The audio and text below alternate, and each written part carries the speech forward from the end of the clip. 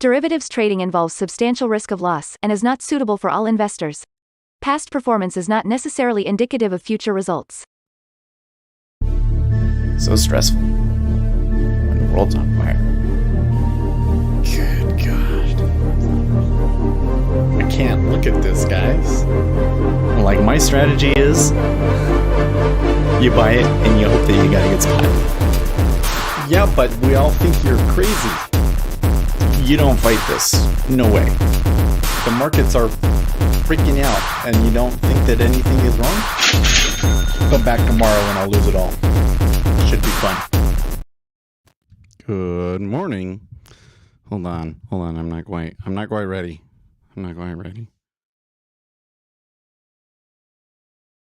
Good morning. So we got PPI today. It's been a week. I need to adjust my camera here a little bit, but we'll do that after the PPI. Real quick, I'm just gonna come in here. Chart. ZN. I haven't moved too much from overnight, but we are seeing some uptrend here this morning going into the PPI. Oil languishing down at lows. Silver and gold having recovered that decline that they had, and Kappa kind of following along with them. Bitcoin having another little jump overnight. And the Zixi. That move in well, it's not quite. I don't know. So it's probably pointless to try and predict what's going to happen in Bitcoin, right? So we got some numbers coming. And oh, hold on. Need to turn off the speaker. All right, so US PPI, core PPI, month over month, we're looking for a reading of spot 2 versus a previous reading of 0. So that's where we at. Okay, I'm gonna fix this. It's bothering me.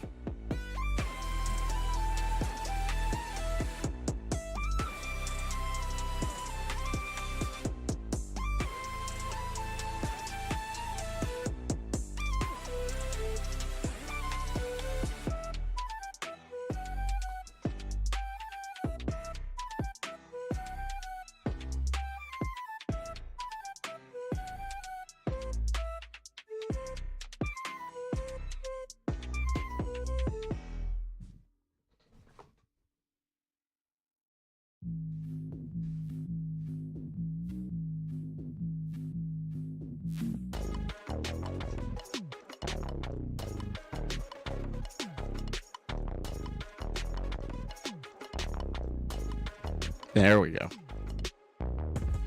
Yeah, that's not bad.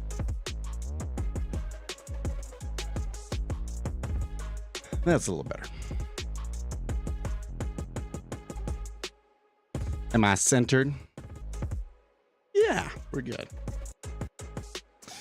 All right, so next question is, should I shut down NinjaTrader for this? No, we're going to keep it up, but what we're going to do is we're going to bring up our task manager over here. I'm thinking that maybe I need to get rid of Brave, because like Brave gets way too many processes, and if I close it, like they stay open. Like I shouldn't have 44% memory taken up. That's a little crazy.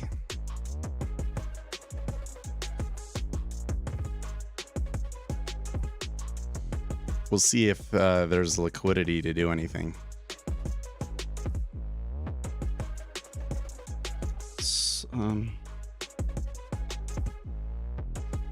I don't think so. You could probably get a plugin that does that. Does have that MetaMask thing though, but I don't use that.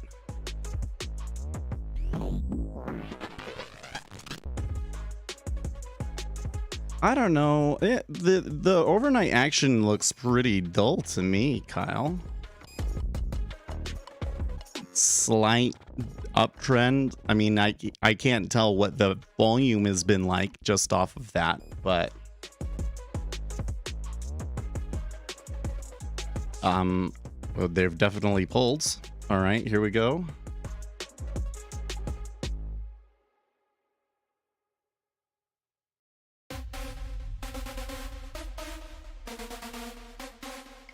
Ouch. Okay, core PPI month over month, spot 4 versus an expected spot 2. No.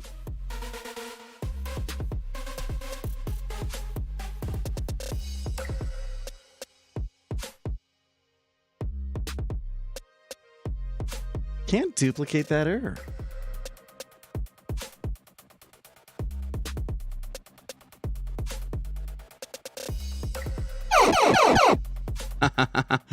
Look at the micro. So there was some people out there that had some orders out, and the retail traders snapped them all up. But nobody's put out any bid liquidity behind it. I'll do it. I'll do it. I tell you what, I'm even willing to go 505. No? No takers? No takers?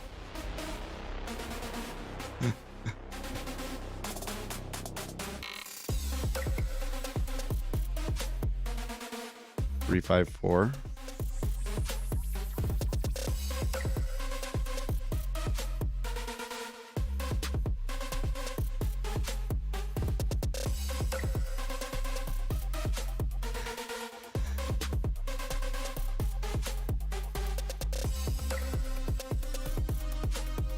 Okay.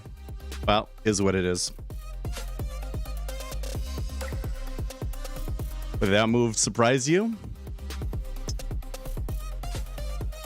I tell you what, that was... Whew. Okay, so again, the number is core PPI month over month, spot 4 versus an expected reading of spot 2 and a previous reading of 0. So that market did not like that at all. I think that does not bode well for the CPI on Tuesday, right? Well, yeah, interest rates are up here.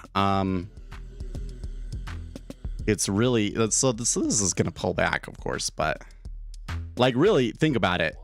Does 3.5 really make sense?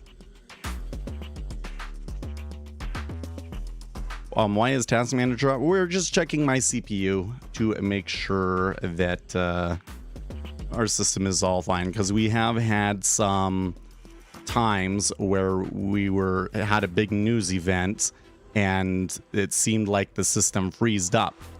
We can't seem to get it to happen again. So I don't know what the deal was.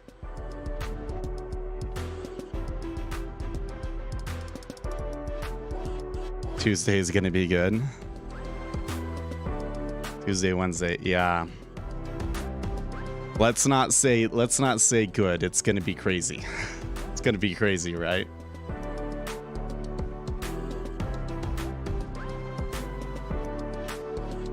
Well, the treasuries are falling back into the liquidity hole. We see how far back they go. At the moment, they're kind of saying like that's as far as it can go. And if that is, I'm a little bit like sometimes you can get that thing like it happened after the news where it's like it will just spend the rest of the session in this range, and that's never any fun. That's not fun.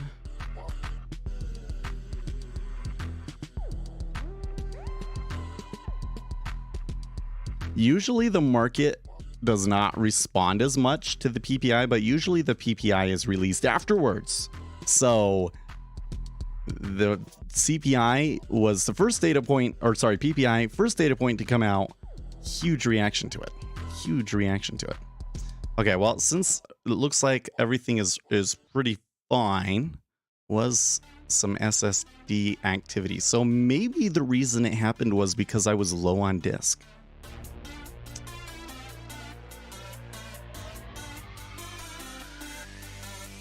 Does tend to freeze up when total CPU usage goes above 60% for using it. Yeah, I mean, I'm thinking about it. So, I have a good stack of dollars stored up. But I am working on the desk, so I got to keep a little bit set aside for the desk. So I'm not 100% sure how much I actually can use. So I think that if I change my computer, it will probably be more like at the depths of the supposed recession that we're headed for. Right? Yeah. Well, I think so. The question is just, do I go for a 5700X or a 7600X? Or sorry, 5600X or 7600X? I don't know. 7600s, those have always done well for me. Like the 7600 video cards, those were good video cards. Right?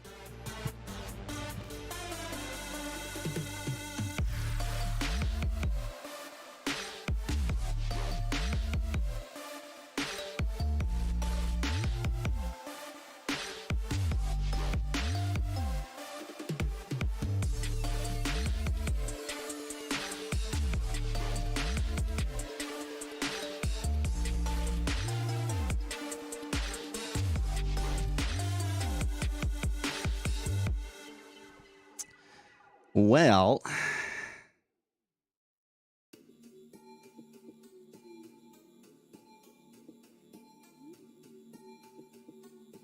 I don't know about this one.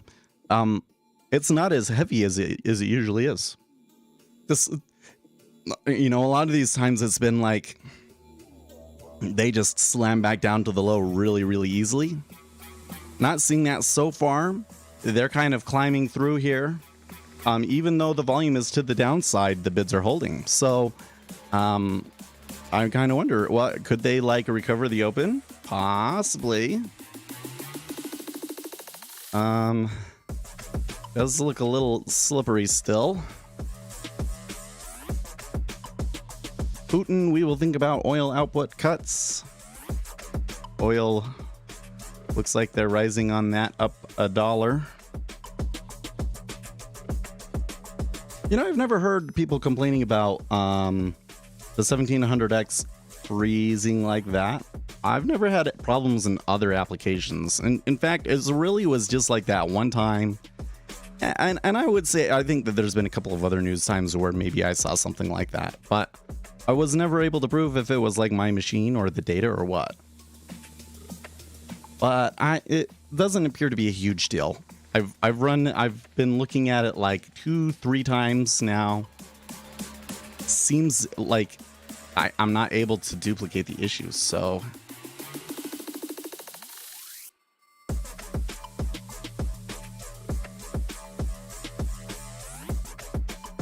Joseph Wang, Federal Reserve banks are technically private, yet they make policy, have an unlimited budget via QE and little public accountability. They are vulnerable to mismanagement and capture by insiders.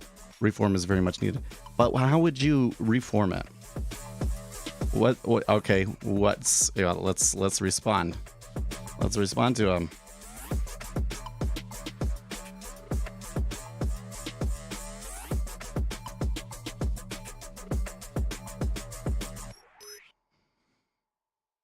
Policy changes would you recommend?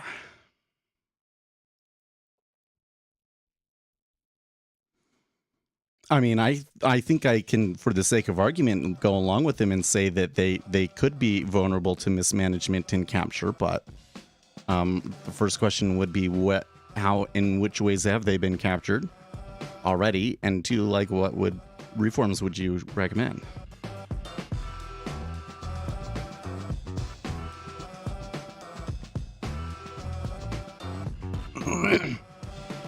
I think the whole thing, I don't know. I was actually thinking about this morning. So, everybody gets mad about the Federal Reserve, right? What is it that they hate? So, the thing that I always hear when I'm on TikTok or whatever, and they're like, okay, so what you think happens is you give them $100, and then they put $10 of that aside, and then they go and they loan out the other $90. But in reality, what they do is they keep the whole $100 on their books, and then they use that as collateral to go and loan out $900 more because you have to keep a 10% ratios, right? Because the Federal Reserve can just print money out, well, banks can just print money out of thin air, basically. So they can just loan out $900 worth of stuff off of you just depositing $100, and then it's like, oh, see, that's evil. Why is that evil? I don't get it. That's just the way that it works. And honestly, it's to our benefit because remember, there is more future plans. People have more future plans than they do past accomplishments, right? So you have to be able to print money, and the whole deal is that's fine and actually good because it means that you can go and get loans and start businesses and stuff like that, right? And as long as people are able to pay those back with the interest rate on top of that, then it's good. It's good. And if it's not, then what do we have to do? We have to adjust the money supply and stuff, right? Until we can. So what's so evil about it? Well, I think that it rubs people the wrong way because I can't go and just print money out of thin air. But the reality is, though, nobody can. Only the bank can do that. But guess what? You can through the bank. Any of you can go out and get a loan. It's just you have to be doing something to be able to pay it back, and everybody's held accountable to that standard, right? And if you can't pay it back, then you have to declare bankruptcy, right? It hasn't come all the way back. The dollar is being a little funky. You gotta be careful with the dollar on a Friday, though, right? There's always big currency moves going into the weekend. Let's say protecting their money over the weekend. Anyways, so what is it that we don't like, right? Well, so then we can go into some other nitty gritties. One of the things that I think people don't like is that the Federal Reserve lended money to certain banks and kept them up during the 2008 crisis and stuff. Yeah, they did that. I don't think that you wanted those banks to go under. Did some get picked and not get picked? Well, there was the people that were early that they didn't get picked, and probably if we could go back, we would have changed that. But you don't want your banking system to fail. It's like everybody's saying that something nefarious is going on when really, if you think about it, it's really exactly what you probably want to happen if you really understood what was going on. So what do we change? I want to know. I want to know what it is that he thinks we should change.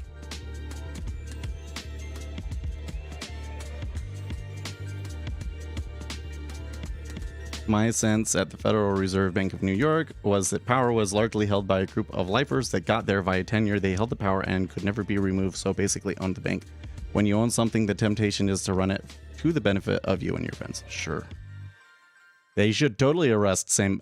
Well, so he is going to come and testify to Congress. Could this getting him to testify before Congress just be a giant ruse to arrest him? I don't know. That one is weird. I am pretty weirded out by the fact that he's still just out there. It's true.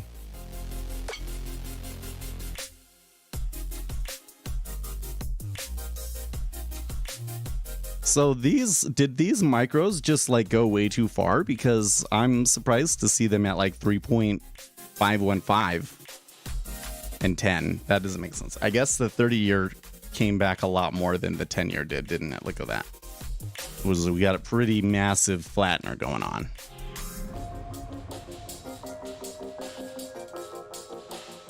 Dude, that'll be a video clip for the ages if it's he finishes with his testimony and then the senators are like, okay, well, we have the police here to arrest you, and that'd be great.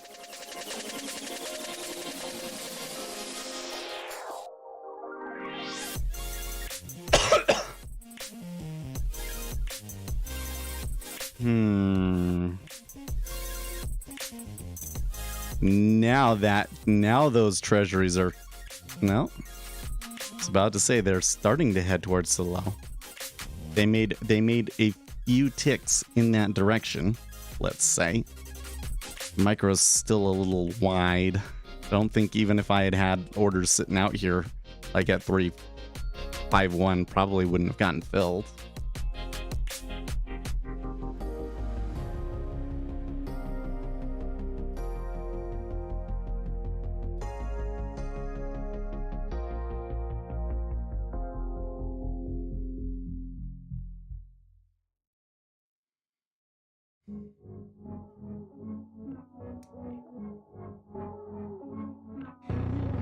I'm honestly, it's kind of tempted to market make here in the treasuries long. I don't think that I would ever actually do that. This is probably a bad situation to do it. Long, at least. I could start trying short up here now that we're up here.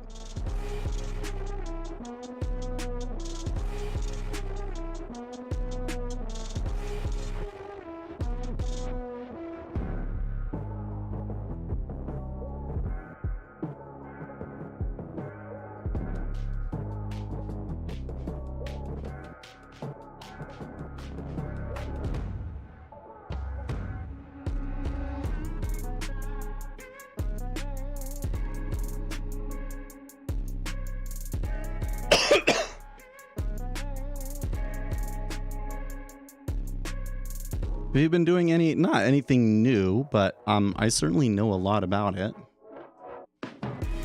This book that I'm always raving about, Trades, Quotes, and Prices, Markets Under the Microscope by Jean-Philippe Bouchot. He, that's basically like a framework to write your own market making algorithm to some extent. You just, you add arbitrage of some sort on top of that, and then you got a market making algorithm.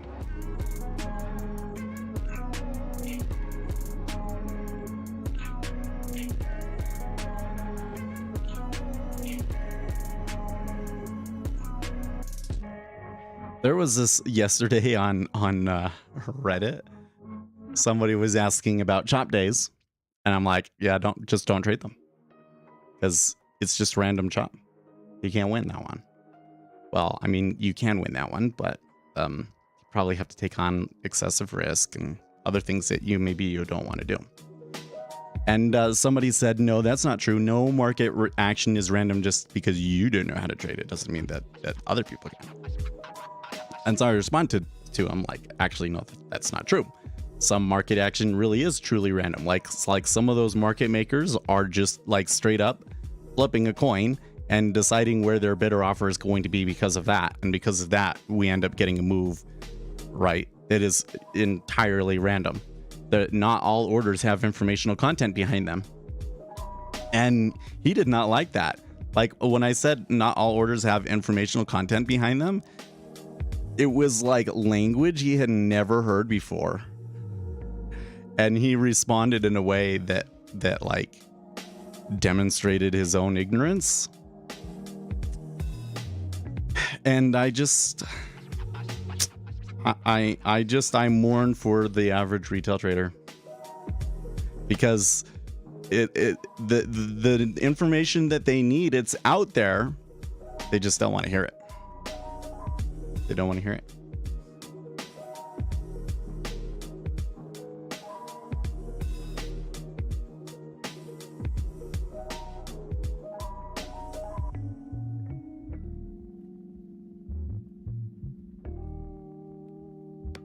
I'm kind of eyeing this, seeing if maybe they would give us 3.5, but Forex Live tweets US dollar spike after PPI quickly fades the same as last month.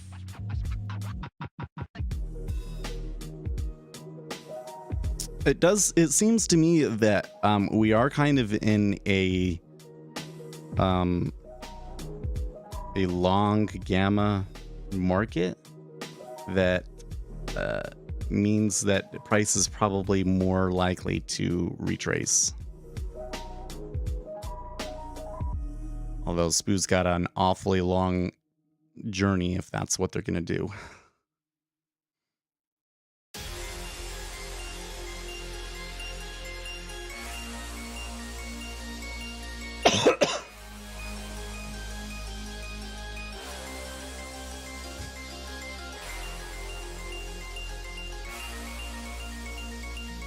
You know what else, Poopy Headface? What a name. One of the reasons why I haven't spent a whole lot of time on market making algorithms is because you have to be fast, you know? And I'm not interested in paying for a co-located server at this time and all that sort of stuff. You should have just said that that randomness means different probabilities of the chart printing either the spider or the wolf pattern, and when the setup starts developing, he would have held you as a trading. It's really funny how often the things that I say like really irk people on Reddit. You know what it is if you come in and you say something confidently that it's factual and somebody on Reddit disagrees with you, they get very upset. Especially when it's something that in their mind is a pretty straight cut, either it's true or not true sort of a thing, right? But well, you know, when it comes to the market, like, what do you actually know? That's the thing. So what we actually do know about the market is really quite limited, to be honest. But there's more information out there that's not true than there is information we know that's true. Probably.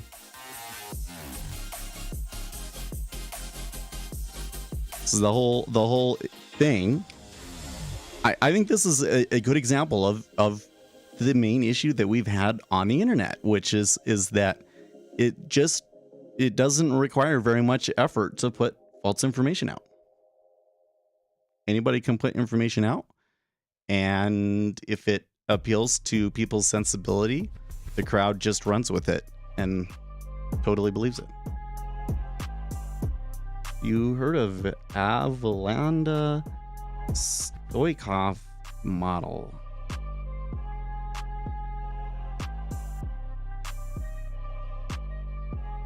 No, I don't think I've heard of that before.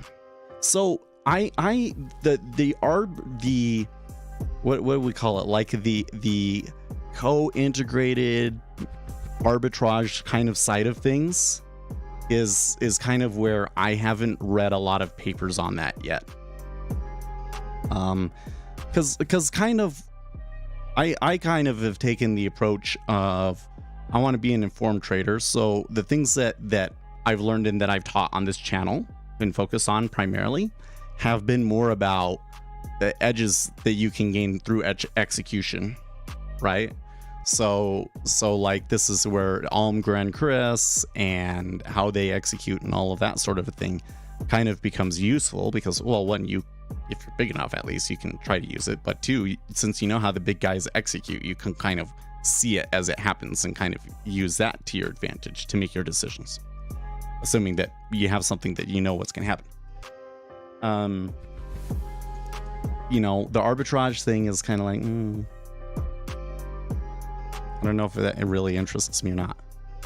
I guess the math and the whole framework behind it does interest me. It's just like, it's kind of further down the list. Like right now, I think I'm more interested in finding more edges relating to informed trading and portfolio management. We want to get more into portfolio management.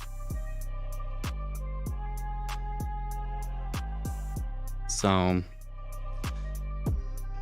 yeah, but I think that my thing is that I want to implement some like hidden Markov models sorts of algorithms in C# for NinjaTrader, and see if that helps some of the algorithms that I've been doing, because I have a couple of algorithms that's like they work or they don't work, and I'm hoping that I can build a Markov model that might help make those more consistent. But we'll see. but we'll see. Well, it was maybe giving us 351. I think somebody would have to hit into me, and I doubt that anybody would hit into me. The volume in the micro 10 years is still very, very light. I was kind of hoping that maybe they'd give 3.5. Like 3.5, I could totally get behind, but I don't think that's gonna actually happen. So we've been trading sideways here. Let's call it 11. Let's call 11 half the liquidity hole. Basically since the news, so for 30 minutes. A Vilanda Stoikov is about setting an optimal bid ask. Based on what information? Based on what input? Maybe it is. I mean, there's definitely some models. There's like 3 or 4 models like that in my book. Maybe that was one of them, and I just don't remember the name of it.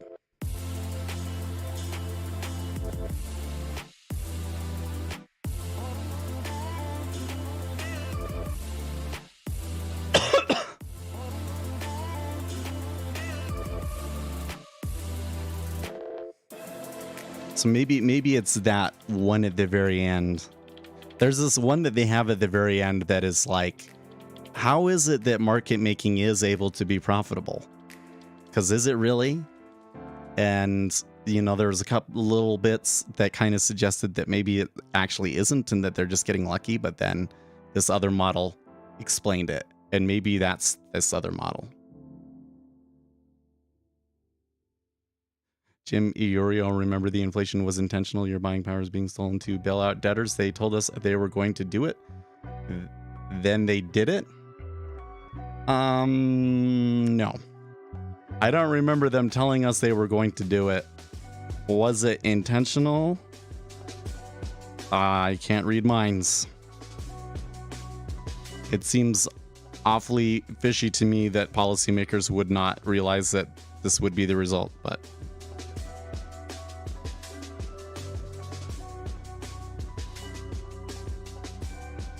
yeah, maybe that is. That's their aim in the paper, to calculate a closed form solution, to have a closed form solution to setting an optimal bid ask in the absence of diffusion and drift. Maybe that one is in there, and that's the one that I haven't studied as much. Given the inventory you hold and what the historic variance has been since you started holding the inventory.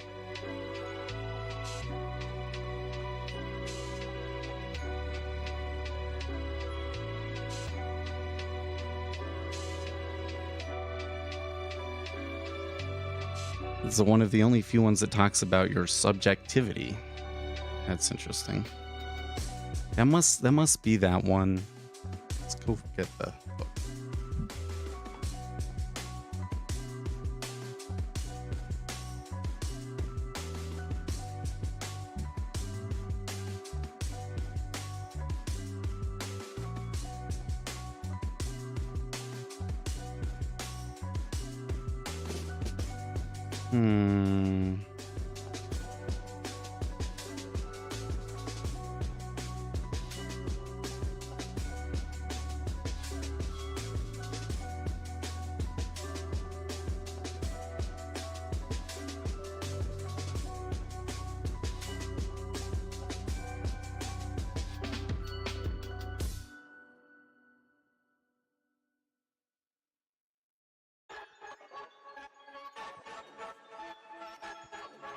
There's a reaction diffusion model.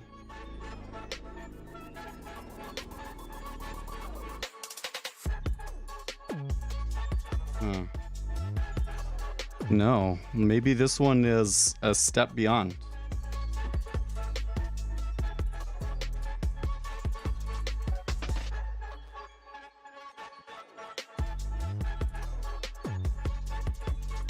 This one is City Lights. Stream Beats by Harris Heller is the title of this track.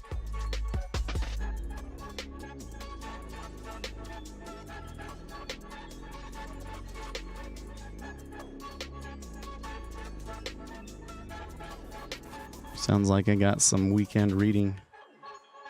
A comprehensive guide to Ali. Oh, wow. A whole Medium article on it, huh?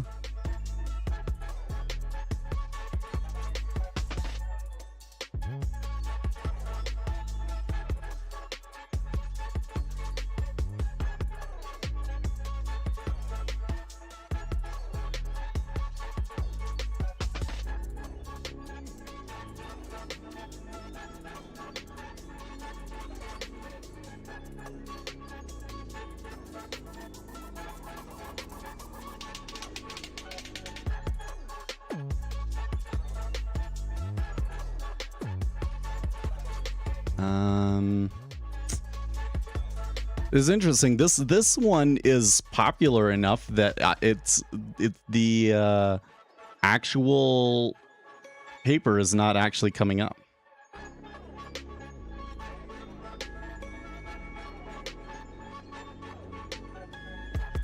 I'm gonna do it from Google Scholar. I want the actual paper. Here we go. High frequency trading in a limit order book, 2008.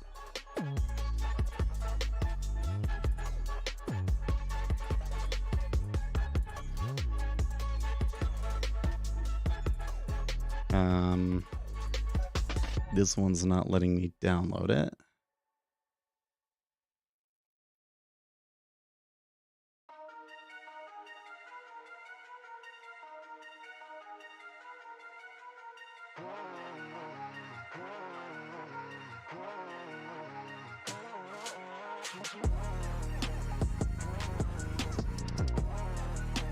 Oh, here's maybe a PDF.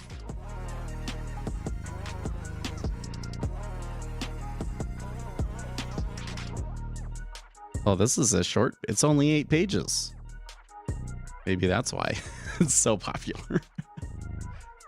Okay, let me download it.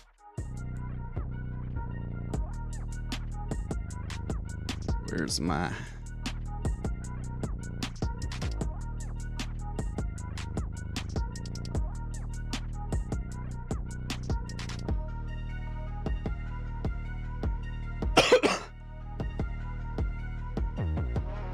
Could try putting that to work or seeing if we can make a indicator out of it, perhaps.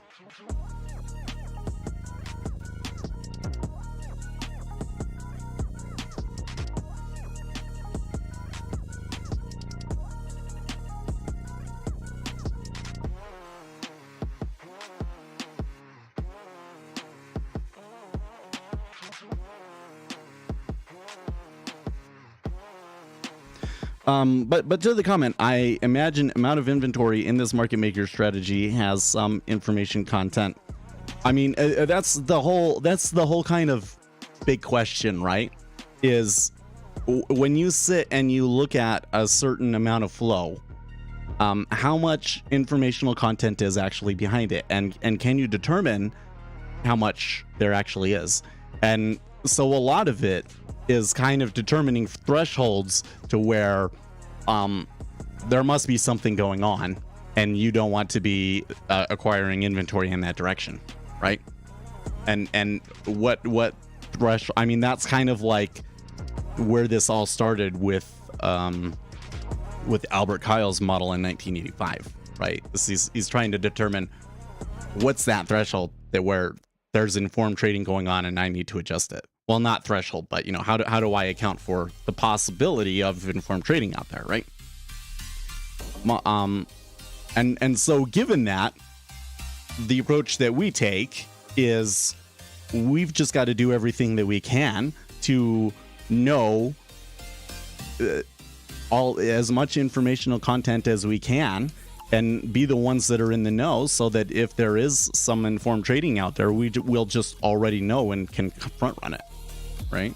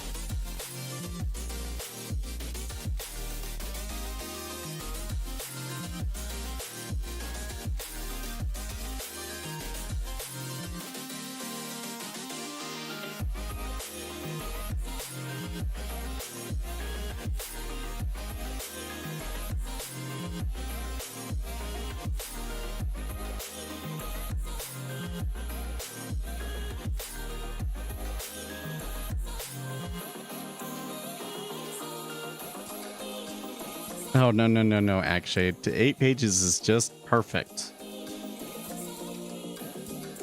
All right, I'm clicking on it. How big is this one going to be?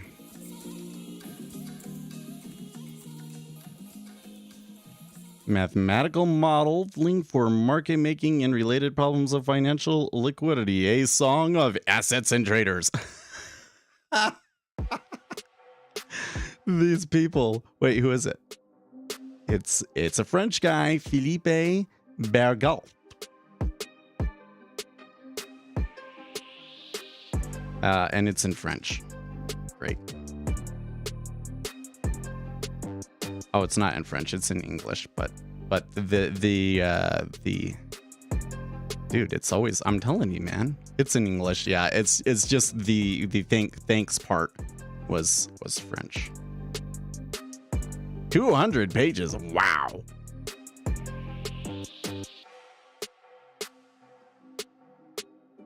That one's like a Christmas a Christmas project.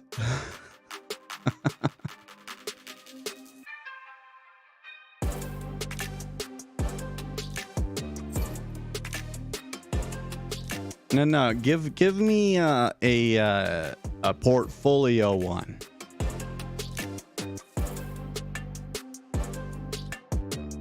All you had to do is sell yesterday at the 975 resistance level.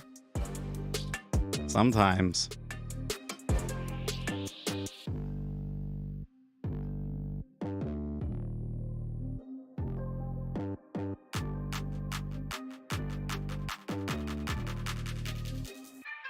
I'm not 100% sure what instrument he's even talking about now. Was that yes?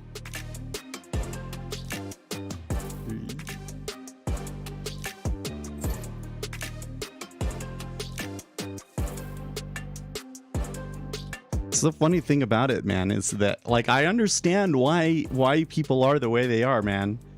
I'm not different. Like that's the thing. Is I've only come to this conclusion after like trying practically every little thing that's out there and failing at it, and then finally stumbling upon the right research and realizing why none of these things are ever gonna work.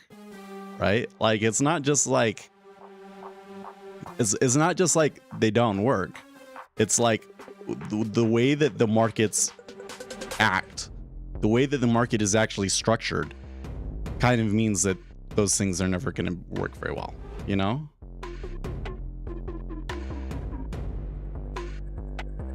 And anytime that you come in and you think, you know, you're going to say, okay, here's the level, and you're going to look at all these levels and you're going to say, oh, this level is working. So then you start using that and then it's going to stop working. Like, someone in your Discord told me afternoon sell-off was high of day reaction and some technical levels, not Microsoft news. Oh, dude, I'm a little bummed about the Microsoft news.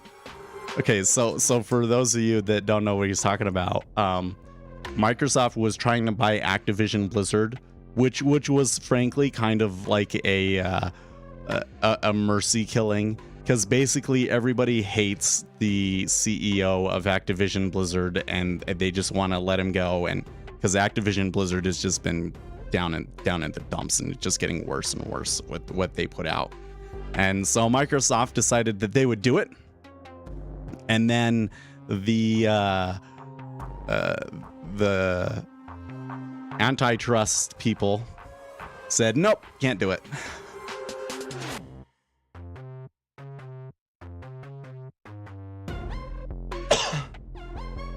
I think that might be right, Poopy Headface. The levels have info, it just can't decode it. Like what I've found is that if we're like right now, we're kind of trading in a range, right? We're trading like between 10 and 12, basically, right? There's a reason why those levels are acting the way that they are. Something about the dollar and all of these other things combined are making it so that the market makers are more interested at those spots. Right. But like, when is that going to change? Right. The dollar moves. We don't know when that's going to move. And then you're perplexed. Like it doesn't help. You know what I mean? And this is like the thing that I think is so funny about trading in general. Like, as time and time again, you'll learn something, and you'll learn something huge, and it's like it has all these crazy implications, but then at the end of the day, does it actually help you? Well, some of the things that we've learned, they do absolutely help you, but it almost never ends up being like okay, so that means that when you see this thing, you should go long and you'll make money. It's never that simple, right? Can levels trigger future orders? If enough people think levels are important, they will trigger future orders. Yeah. The issue with that one is that when people think that a level will trigger future orders, you end up getting a lot of people on both sides of that trade. And so it just ends up being noise, right? But there is certainly something to, like, if we breach current volatility levels, you know, like if the 10-year were to break below 0.8, I think you would probably see a little bit of a change in the volume, right?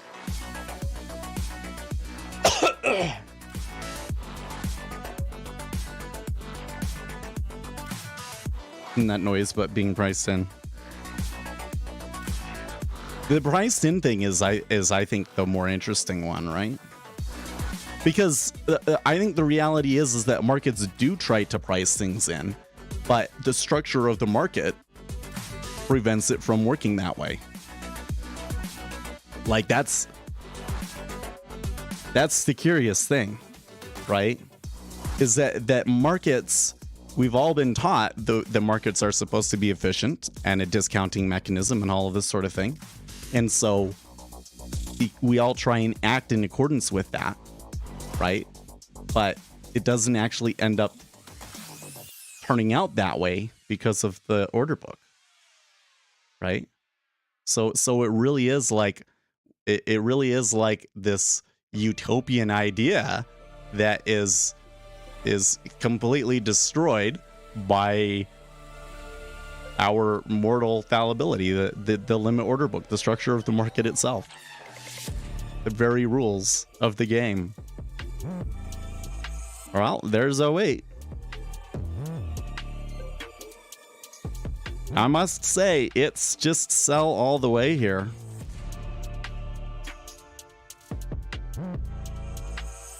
You know, I was hesitant to take it when it was down in here because of the spread, but I guess I could have hit in with a market order at 3515, huh? And now they're forcing you to hit highs, right? But let's see, they might... Well, there was an iceberg there in the 5-year. That's curious. But it is selling across the board in the treasuries.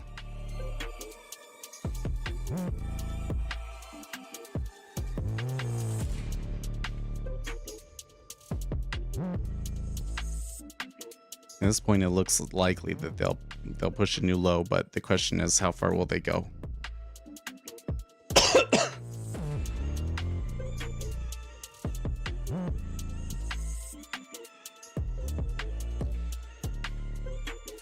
Yeah, 20K. Actually, I have 26K in the 10-year.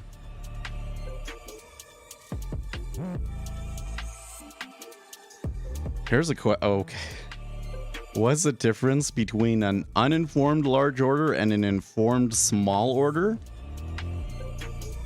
Well, there's lots of differences. One of them is large and one of them is small. One of them is informed and one of them is not informed. Those are two differences right there.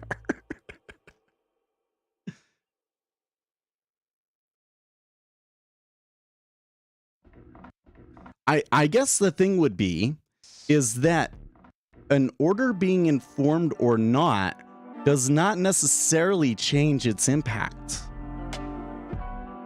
Does it? I mean, the market does react differently to them. Like, we know that when the market isn't sure what caused the news, the volatility lasts longer. Like, if there's a big move and nobody's quite sure what happened, and maybe it was just completely created by the market itself, that happens, right? The volatility lasts longer.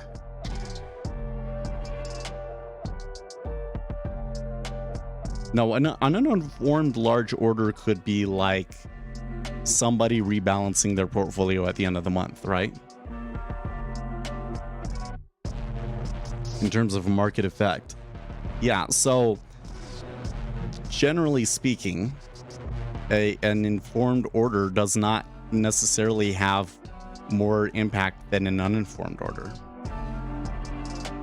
Okay, so when we say it's informed, or that an order has informational content behind it, what we're asking is, why did that trade happen? Is that order an expression of some change in the fundamentals or a piece of news that's coming out? Or is that order driven more by participants' own risk tolerances and strategies and so on and so forth, right? So somebody rebalancing their portfolio at the end of the month, that's not a reflection of the economy or anything like that. It's just the way their strategy works. They have to rebalance, right? So those orders are going to have impact even though there's no informational content behind them, right? And that's very different from all of the people that sold the treasuries here today because the PPI was higher than expected, right?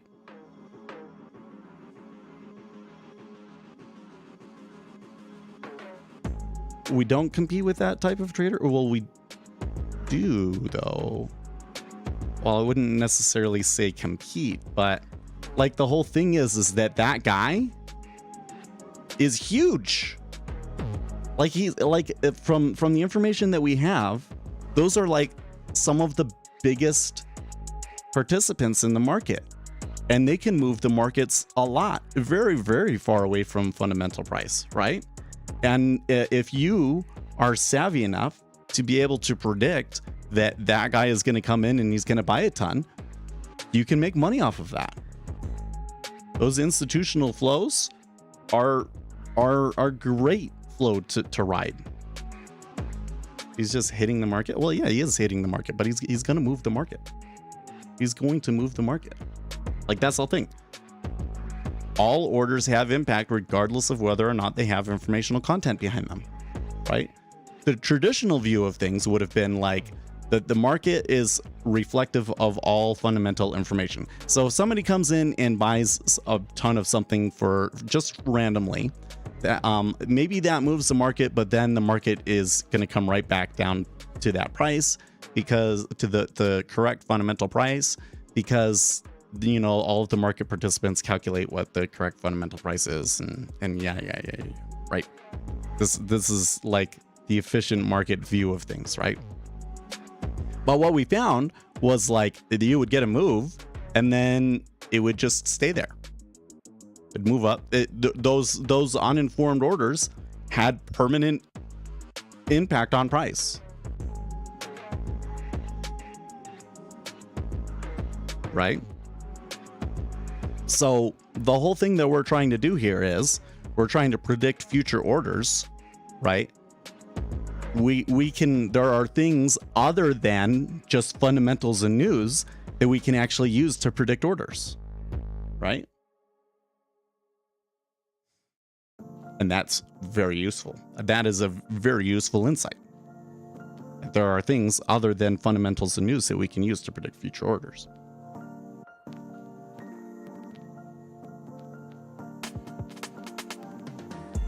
And so we get to move from a paradigm of I'm a news trader to we need predictors of order flow, right?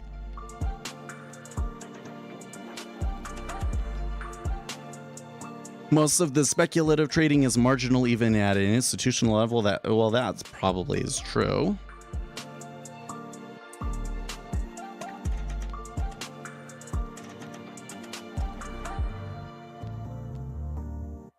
But I look, so going back, I was saying, why is that uninformed? We don't compete with that type of trader. Well, so I'm not going to think of it as competing per se, but we are very, very much interested in those orders. If there's some way that I can decipher that an order like that is coming before it comes, I want to know that information. That's some of the most valuable information you can have.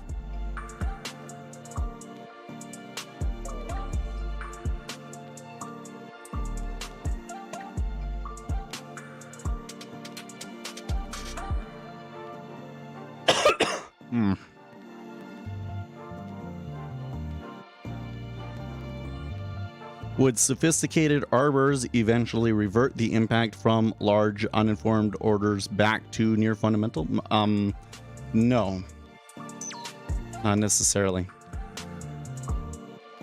So yeah, so again, the key detail here, I think, is orders have impact, and that impact has a long memory, right? So if we are holding some sort of like relationship with another instrument, right? But then I come in and I buy 60,000 contracts treasuries. These are going to move up, and the market makers are just going to like readjust their calculations based on that flow that comes in. But typically what you're going to see is it's going to come up, and it's just going to stay. Like, look at most moves in the treasuries. They make a move for the day and then they stay there. And then maybe the next day they push back the other way. Maybe somebody makes a trade pushing back the other way. But what you're always going to find, it's going to be meta order. They go to a spot, maybe meta order again, or maybe meta order coming back the other way.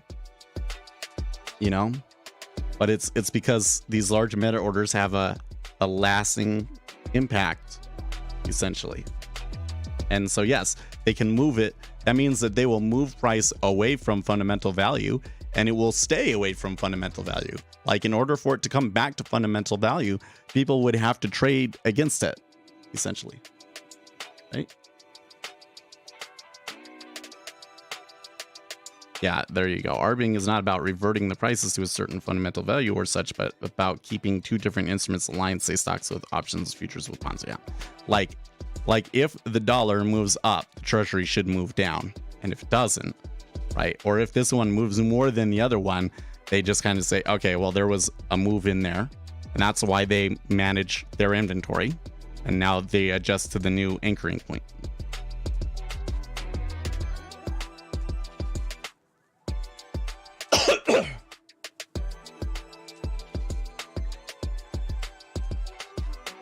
It's a losing proposition, in my opinion, trying to anticipate whales and playing their game.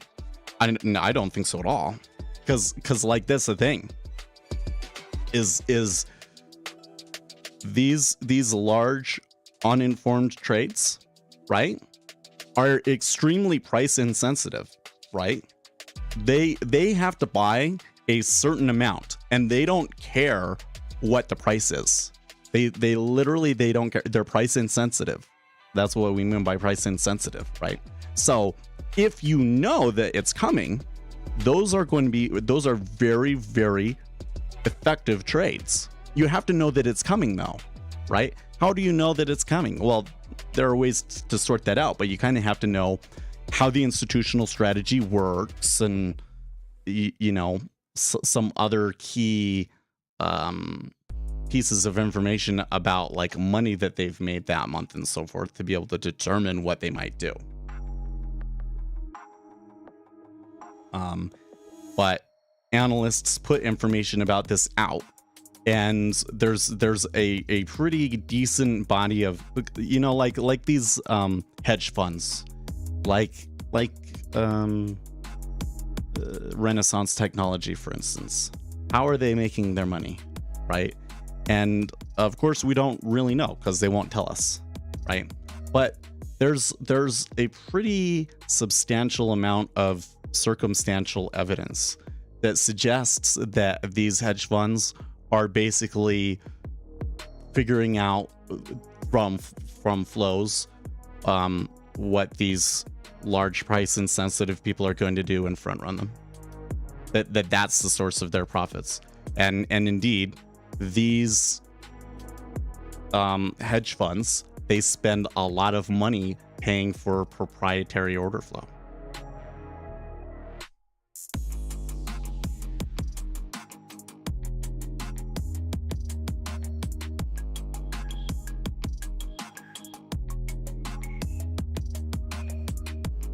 Oh dear, I broke the chain off of my fidget cube. Best case scenario, you hedge against. No.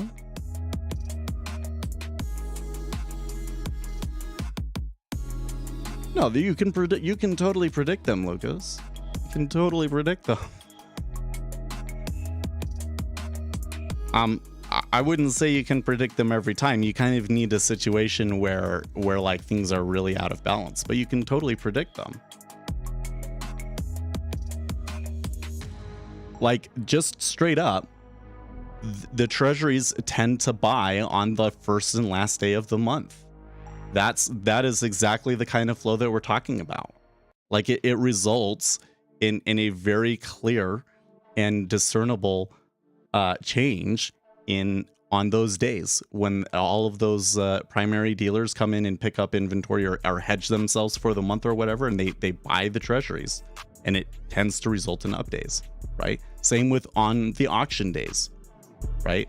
And you can actually even kind of come in and look at, like, you know, there's some data that we don't get, but I do see people doing this kind of analysis where they can kind of look at, like, what the demand is going to be for that auction based on the past auctions and so forth, and, you know, kind of predict what the flows for that day are going to be. That one's a little bit more difficult, but how could you possibly predict these big orders? Because it's systematic, Lucas. Like, this guy.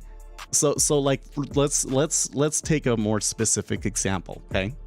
Risk parity fund. So how does a risk parity fund work? A risk parity fund is they have to have 60% of their assets in equities and 40% of their assets in treasuries, okay? So what if their equities had a really, really good month, and now their portfolio is 70% equities, right? That means that they're going to have to sell that 10% that is in equities. So they're going to have to sell the equities, and they're going to have to turn around and they're going to buy treasuries. And they tend to do that at the end of the month. So you can be sure, if that was the situation, if that was how well they had done that month, and you have to factor in also, like, they're constantly dealing with redemptions and people putting in new money and everything.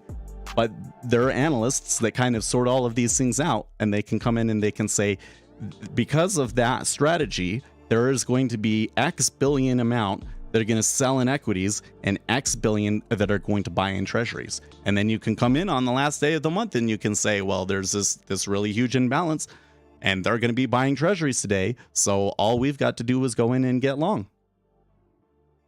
And that's how you do it.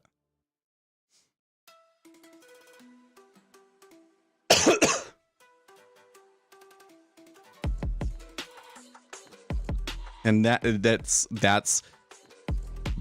predicting order flow, my friend.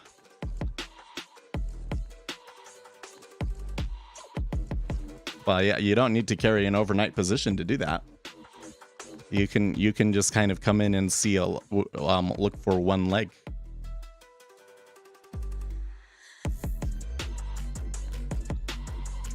Well, they did kind of make that swipe at the lows in the treasury, but they've pulled back a little bit. They seem to be going sideways at 09. We're well past the time period where I would have expected to see another leg. I think I'd have to say that further leg down was another meta order, probably.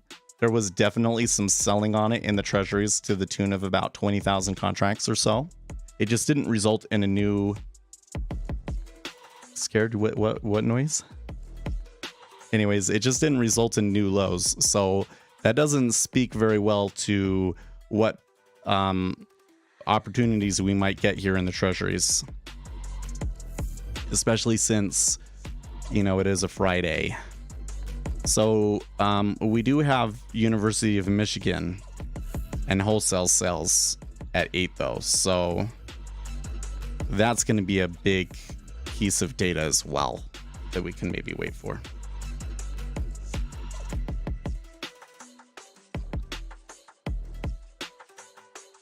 So I don't understand what it is that makes you think that you can't front run large meta orders.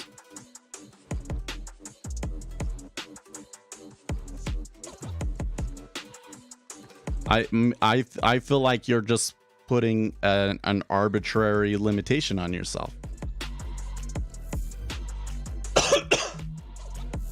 Anything that we can on any time frame that we can predict future orders is a potential for us to make money. And at the end of the day, in order for you to make money, you have to predict the future orders. Like that's all there is to it. Is if you buy, other people have to buy behind you. It's that simple. You have to, well, but I mean, you are predicting them still though, right? I know. You can front run large market orders. No one is disputing that. The question is the reliability of the prediction. Well, I think that it's not even the reliability of the prediction, right? The issue with the strategy is that every situation ends up being different, right? You have to come in and you have to look at all of the possible predictors of order flow that you might have, and then sort out what the flows for the day are actually going to be, right? And usually you need some sort of an imbalance, a really clear imbalance to really have a good probability. So that means that you kind of have to sit here and wait for a situation where that happens, and what is going to cause that to happen is going to be almost different almost every time. So it's not so much that it's not reliable as it is that your trades are very varied, right? But it's not a break even at best sort of a trade. Like this is a lot. There are a lot of hedge funds that are just literally just doing this, and they just have much more sophisticated data to do it with, right?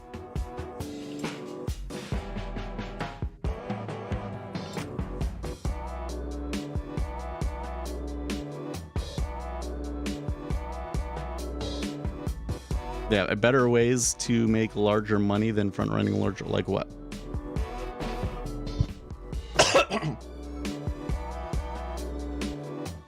Big bid in ZN is 3 separate orders. That is odd for them to all be at 05. They could still, well, actually, I don't know.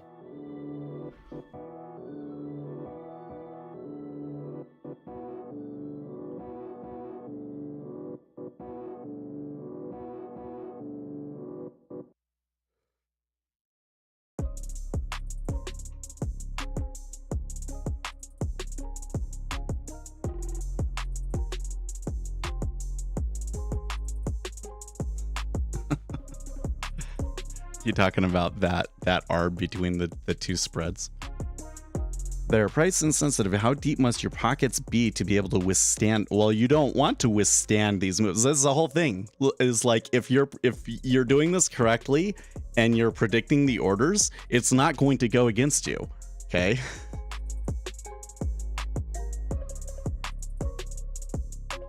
Right? The flow is going to start coming in, and you get in right at the beginning, and you just ride the flow. You don't have to risk very much at all. Well, they are hitting into new lows.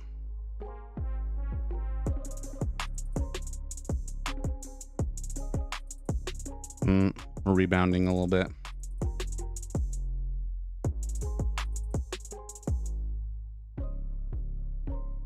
Just show them, get a real money trade in ZN. Yeah, we'll see.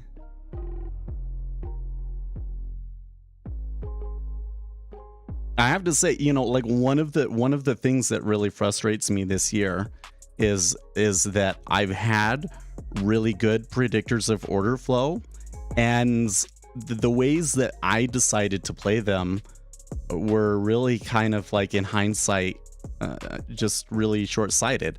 Like, I could have come in, I knew at the beginning of the year that interest rates were going to rise a ton, right?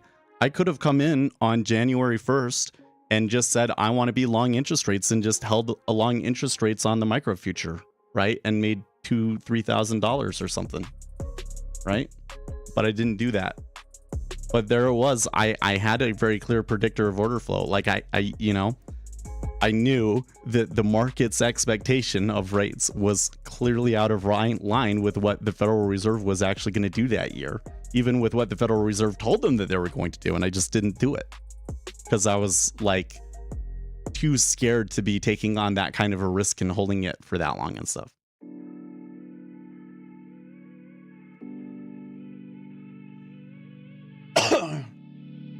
Yeah, we all coulda, woulda, shoulda.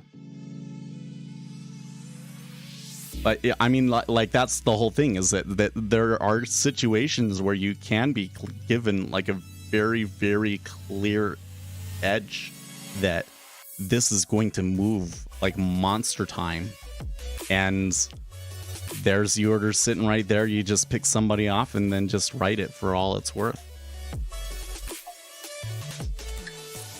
The fact that nobody believed the Fed when they kept repeating themselves. So yeah, exactly. Like you go back and watch my streams at the beginning of the year, or like the end of last year. I was 100% confident that the interest rates were going to rise, because I was telling them in March they're going to raise rates, and everybody on TikTok and everyone's like, no, they can't do that. They can't raise interest rates because they can't afford it and all this stuff. But I was right. No doubt in my mind. And I did, I did take advantage of it.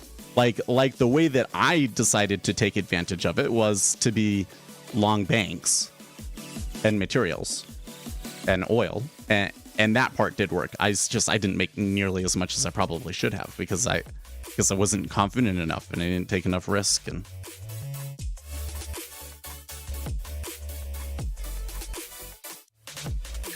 there are weaker players to play against instead. So number one is that you're still kind of trading against those retail traders, right? Because you can come in and, you can have that information and they don't, and take advantage of it, right?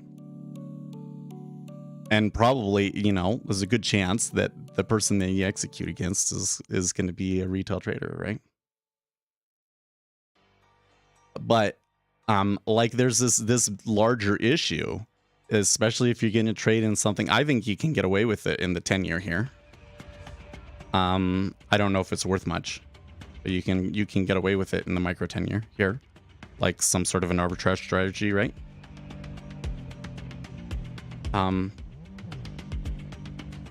It's actually really weird. So on this one, we went in and we did a long study to try and figure out, okay, like, can we do an ARB where we say, what should the interest rate be, right? And what we found was that the basis difference caused by the future was larger than the spread. So knowing that fundamental interest rate didn't really help us, unless you have a way to calculate what that basis difference should be too, right? But theoretically you should be able to do some market making here and that whatnot. But like, you're gonna come over here into the 10-year, it's not gonna work. You can't get to the front of the line. Yeah, because you have to price in the cost of carry as well, or the term of the contract. Exactly.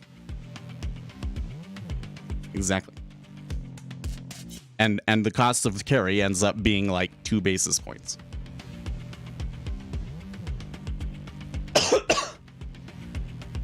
Believe it or not. The beginning of the month when I was looking at it, I saw points where it was 2 basis points.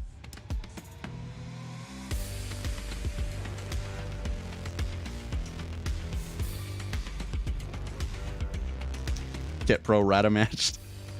If I had $1 million, man.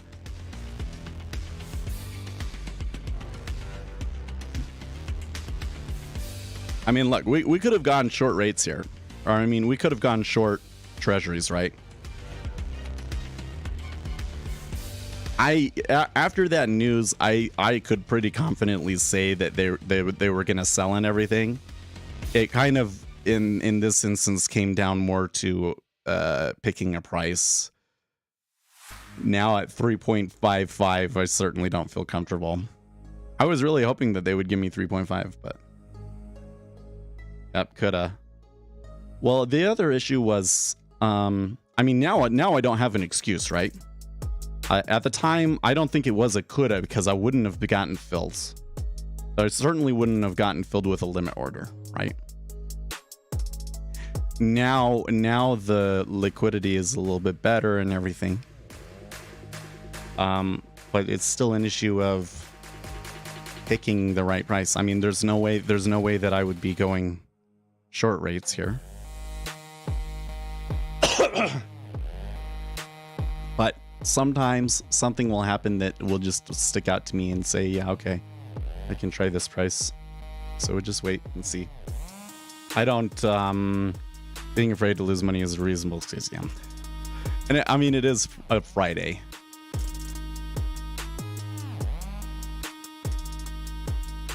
That's why I'm telling you, ZT, the rounding error in ZT is larger volume than total volume in my...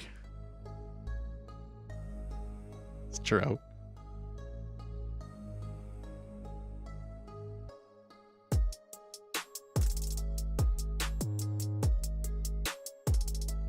I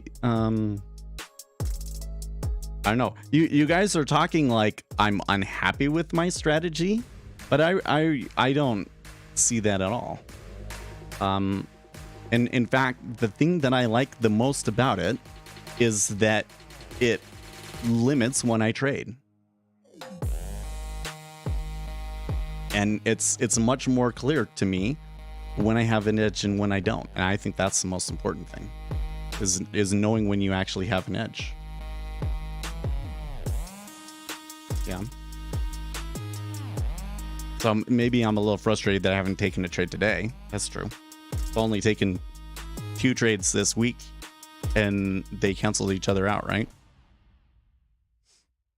But it's December, so you know, January comes along and we're getting moves and I'm missing them, then I'm gonna be mad at myself.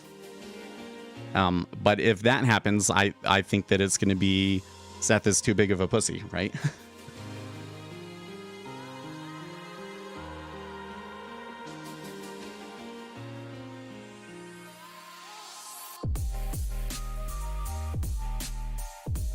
Well, it's probably going to be a tough trade at the beginning of the year, in the treasuries at least, because you definitely get flows at the beginning of the year, but I'm not really sure which way it'll be this time.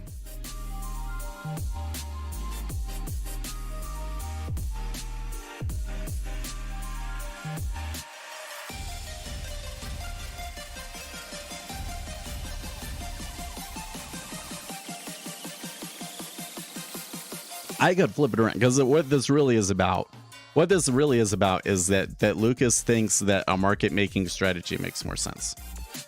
And I just fundamentally disagree, because number one is that a good market making strategy takes all of these things into account, right? A good market making strategy tries to determine what the flows are likely to be that day, to determine the direction that you're going to do your market making with.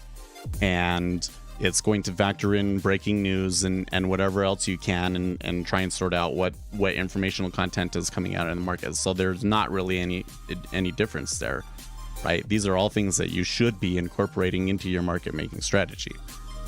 But number two is that yeah, there are like other retail traders that you can take advantage of.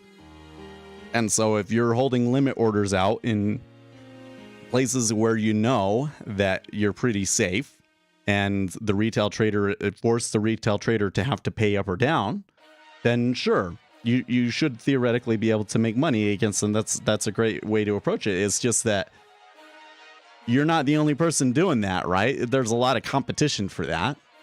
And especially if you want to trade ES or ZN, that's not going to work. There's too much competition.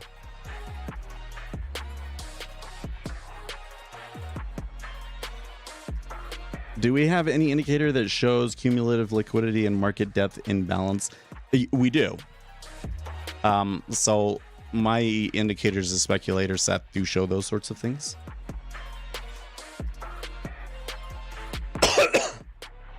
So the thing is if the market imbalance on the inside is really skewed, then it has a really high probability of ticking one direction or another. That's like a really high frequency catching the edge sort of a trade.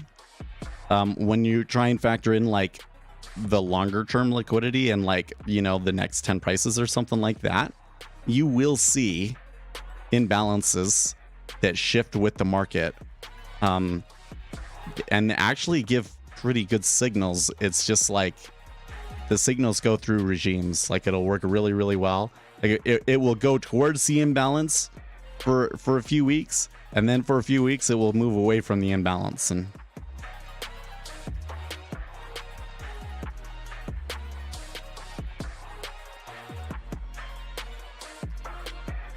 this is retail or trade approach at market. I do take large orders into account, but by staying aside, you can't work bid-ask spread with these types of orders in play. I don't understand what you mean.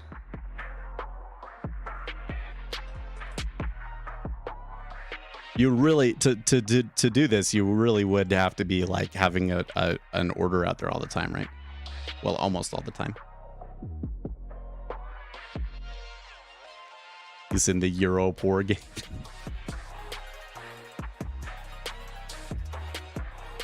I haven't heard that word in a long time.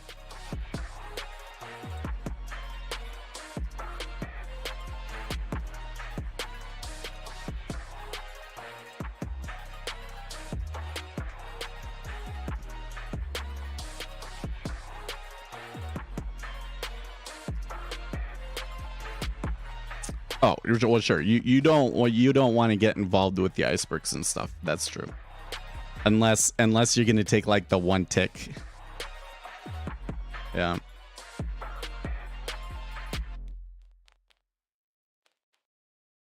The way that I would explain it is if I am trying to front run a large meta order, right? I need to front run it. I need to be in before it happens. So I might wait for a little bit of volume to come through to as confirmation, but not very much, because like once it moves, it's already happened. You missed the trade, right? It's gonna go, and it can happen real fast.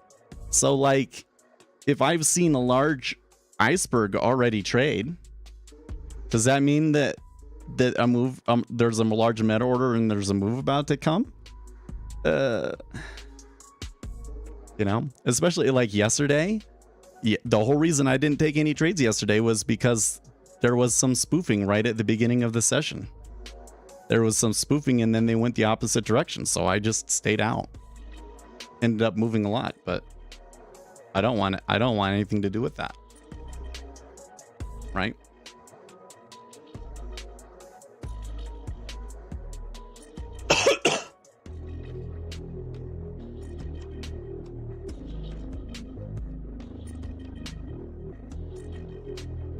But like that's the thing is like think of it this way is if you're trading against a retail trader, right? You know, we're talking about somebody that's like they can maybe give up a tick, right? Okay, these large meta order guys, they can give up as much as it takes. You know, the margin that you get to actually do something is so much larger, because you're talking about moves that in this market is going to move at 16 ticks, and all you got to do is catch a little part of it.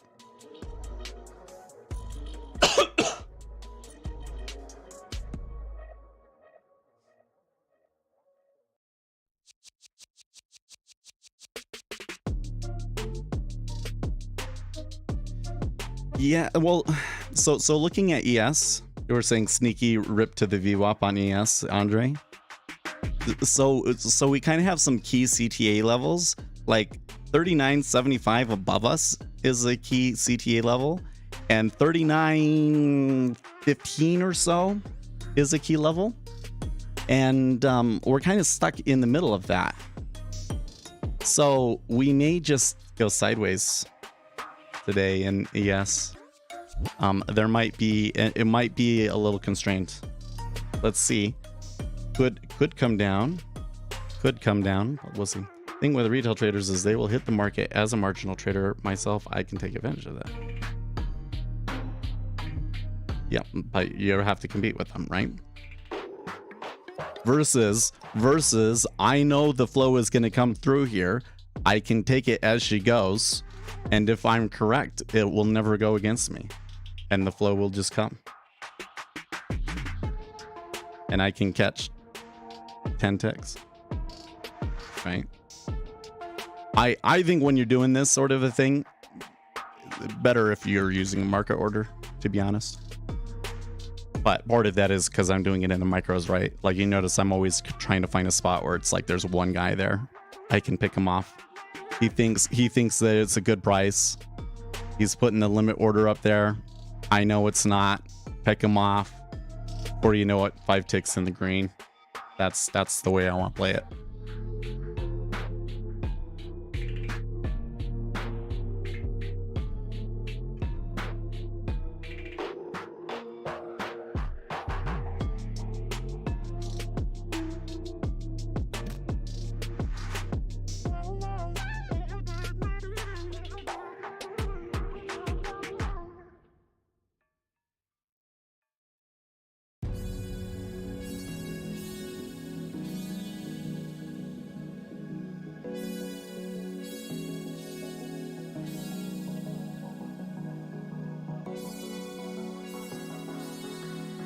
And I guess that's the thing, is that at the end, what it really comes down to is when you look at market inefficiency, okay?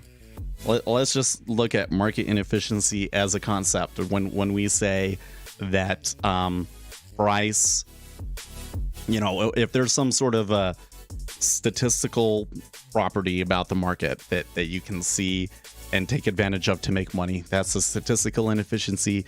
If there is, you know, the market future orders are going to be in a certain direction and the market hasn't realized it yet, and you can take advantage of that, that's informational inefficiency, right? Okay, so the amount of money to be made in statistical inefficiency is teeny tiny compared to the amount of money available to be made from informational inefficiency. So much so that regardless of how you are deciding to trade as a retail trader, you want to take advantage of that informational inefficiency as much as you can, right?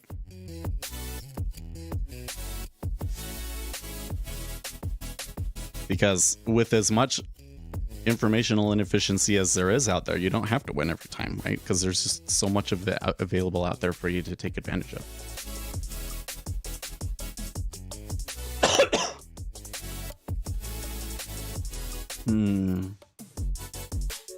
Well, they're settling now here, like 07. Like, look, 07 may actually become point of control here. I don't know if they're going to go and break a new low. The 30-year has kind of bounced up a little bit. Oh, it's only the 10-year that is that low, so I'm not sure about that one.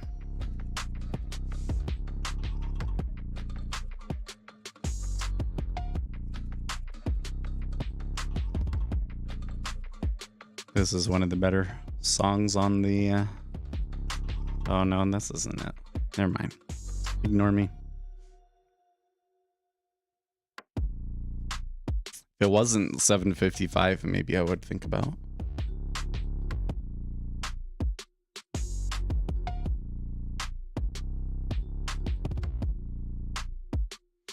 Almost forgot about that, actually.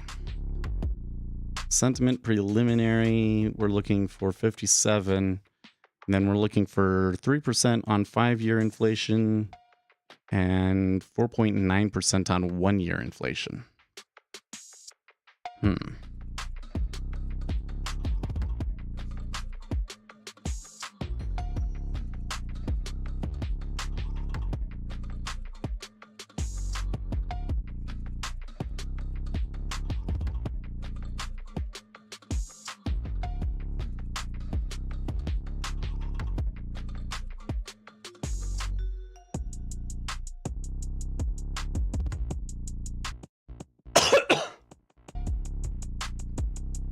Now and just let it play out.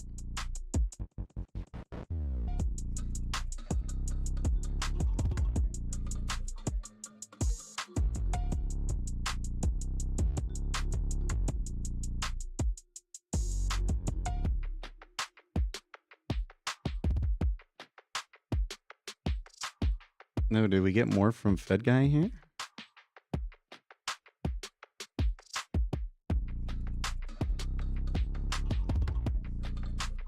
Trading all conditions, market moneymaker or account taker. Oh, there's a thing about this on Jigsaw.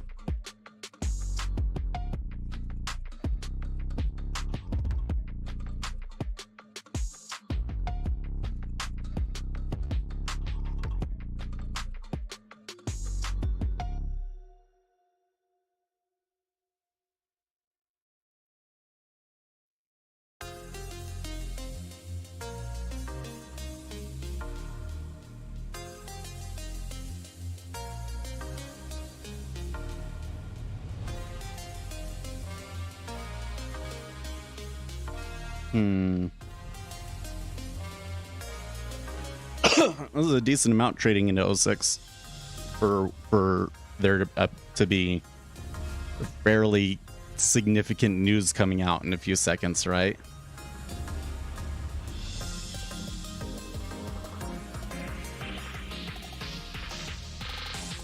Took 40 minutes. Well, yeah, it looks to me like that really starting at 12, right?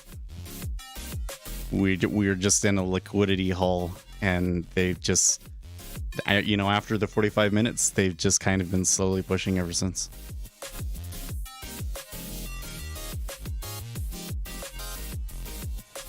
So this news that comes out in 2 minutes is gonna really shake things up, won't it?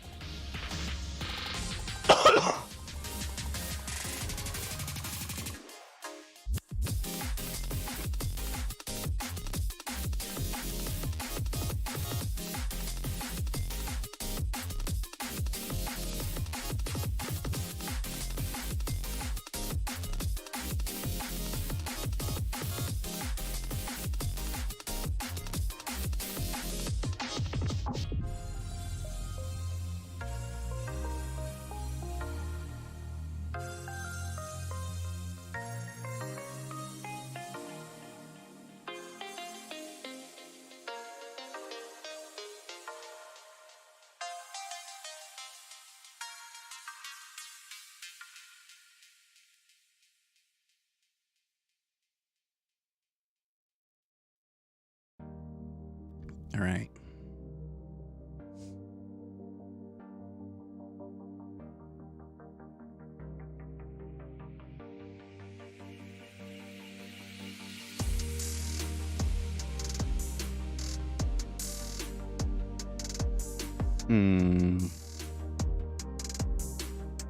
Interesting.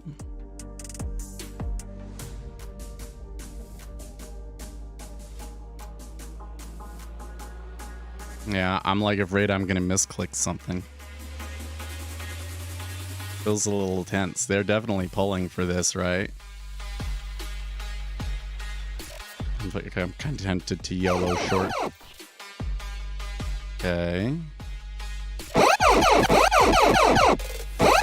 Interesting. Okay, so 1 year inflation preliminary was 4.6 versus an expected 4.9, and the 5 year was in line at 3%. So, and the sentiment was higher than expected, 59.1 versus 57. So, man. Well, that really moved, although we're still like where we were before the thing. And I would say overall it was a move up, which I'm not 100% sure that completely fits. I guess the inflation expectations, it diverges from the headline number. So I don't know which one matters more.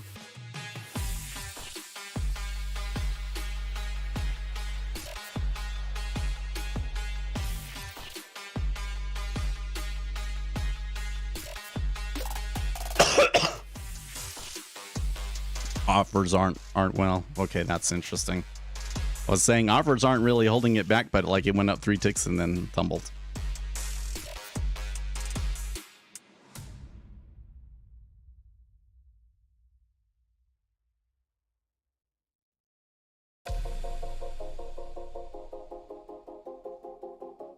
Can't say I'm a huge fan of that kind of action. Probably would be. If we had orders at all those prices, but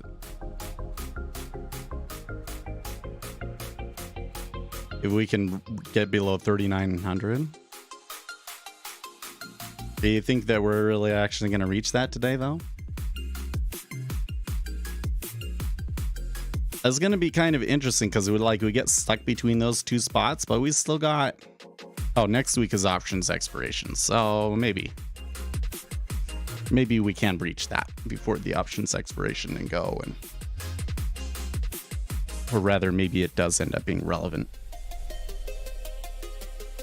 Gosh dang it! Go away. Okay.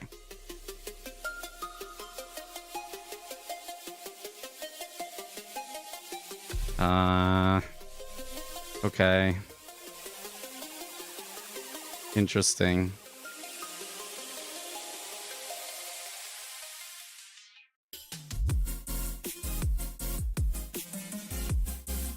I probably just missed an opportunity there.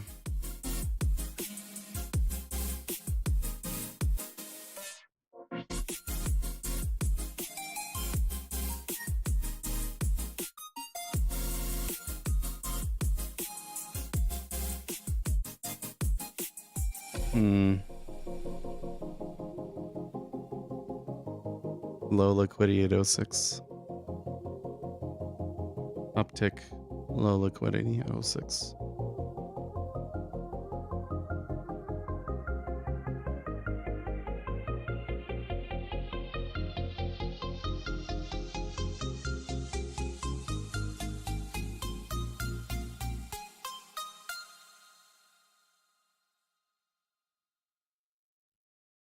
Okay, shifted there.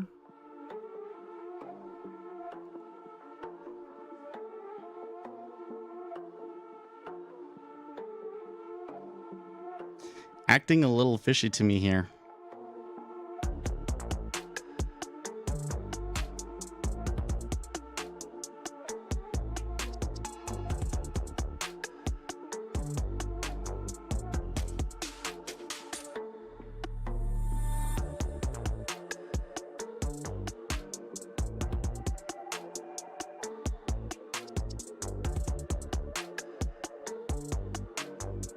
$700 into 05. Yeah, I should have done it. Well.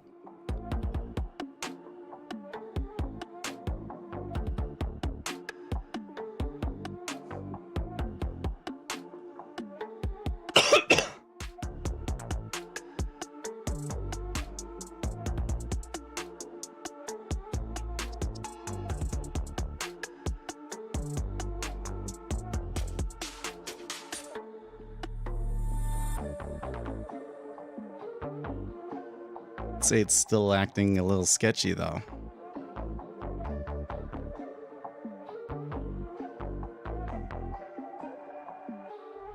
That 05 half looks pretty solid though.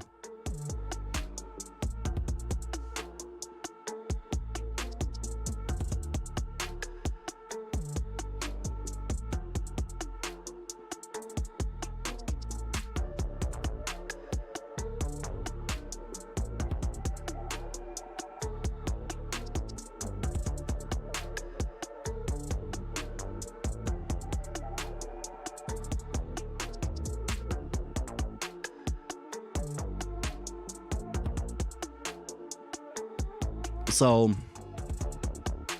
of course, a lot depends on the CPI and the Federal Reserve meeting next week. But at the moment, I'm like really leaning towards Treasuries go back to 3.85. So I'm kind of sitting here like, this is the same conundrum. Like, I would like to be long interest rates, but where do I do it?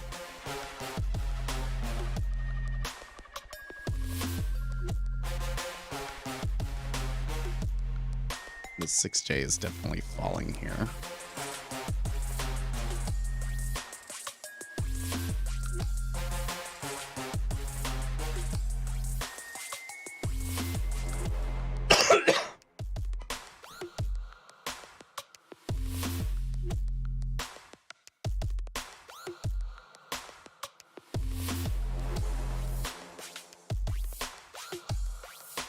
See, it's forcing us to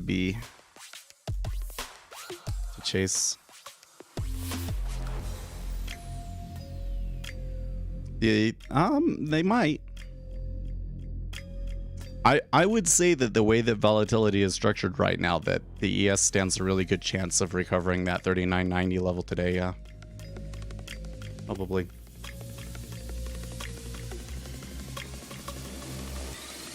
That might completely shift the other direction, though, if these interest rates get too far out of hand. Like this offer at 04.5 is pretty straight, right? Like they're okay. Well, they decided to hit it. Let's see, they did absorb 1500. Okay, well, now that's interesting. It wasn't the 05. Was not solid.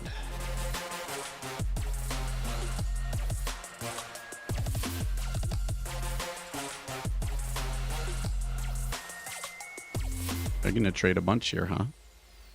Jeez.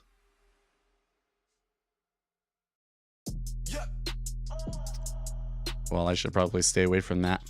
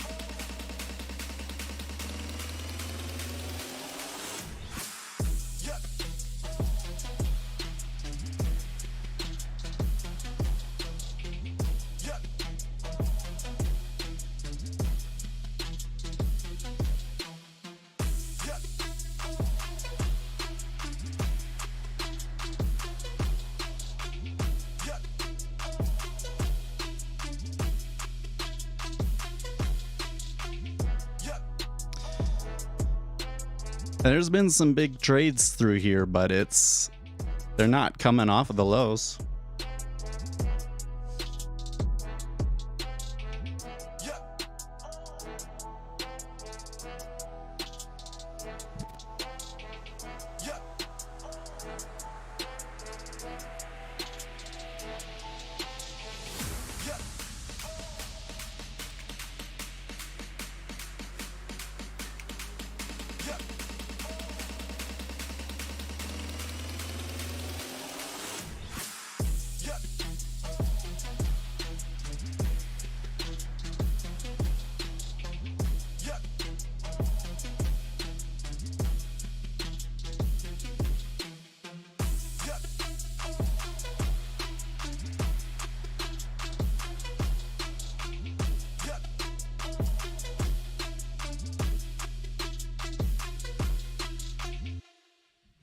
So my Discord is using their new font, and I'm not 100% sure how I feel about it.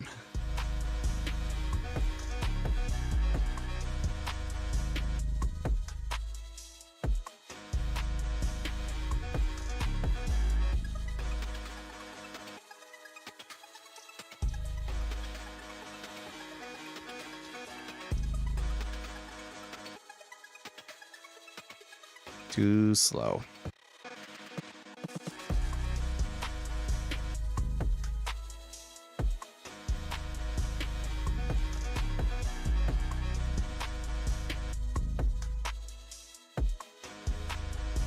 don't like that.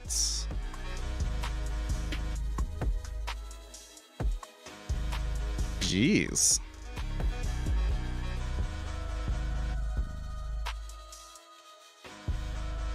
For some reason, I'm tempted to go short rates here.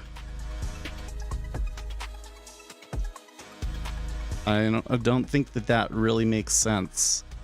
Why do I feel like that? Is it because I just find it so hard to justify buying the high here? There's a new low.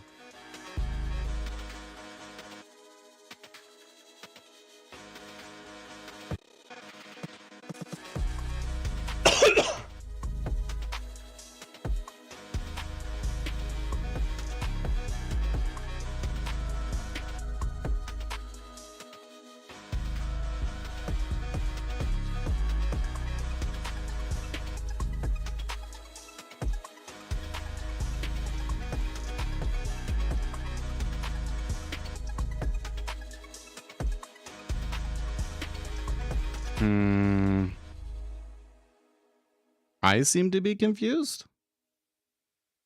I'm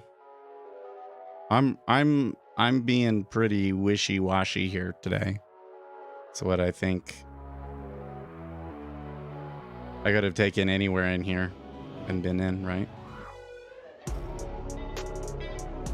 Too picky.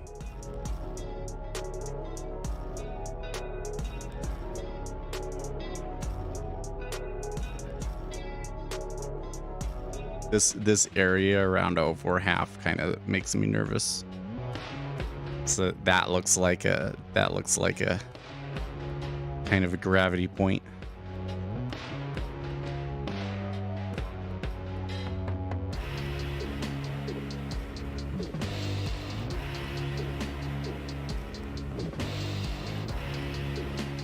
This volume, the liquidity is not stacking very well behind us anymore. Okay, that's better.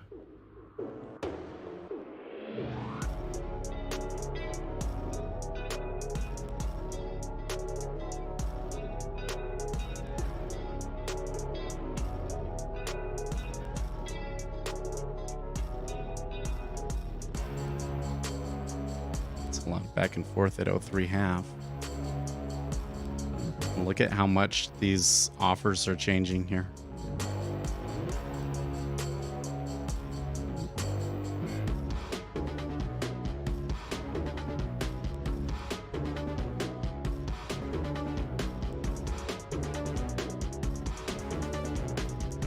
See, I'm feeling it again. I really want to just... I don't think I should hit into these sixes, but...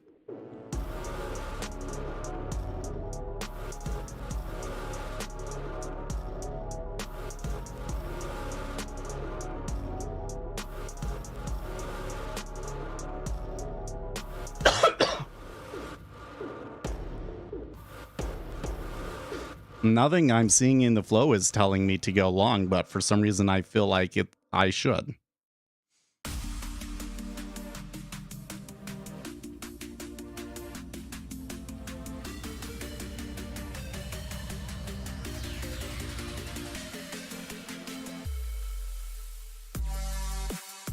Well, there's that 04.5. Like I said, that area kind of makes me nervous because it looks like a big old gravity well there.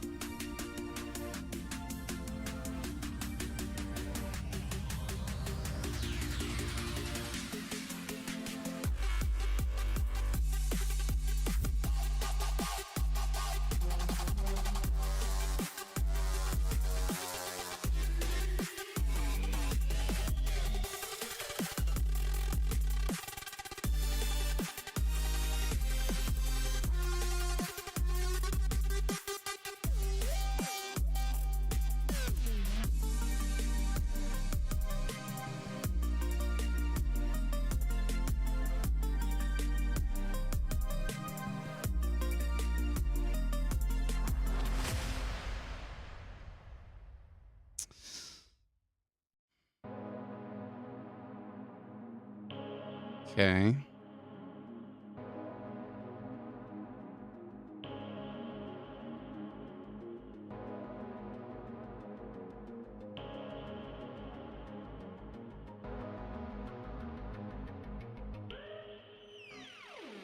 So I thought I would test the waters there. Didn't really play out the way that I wanted to there. That was a sim order anyways.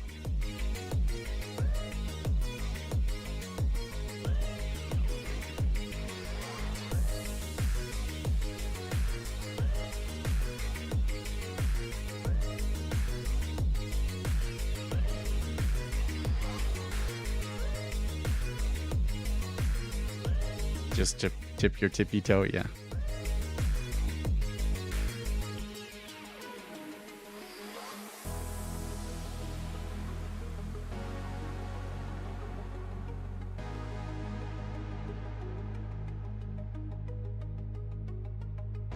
Ouch.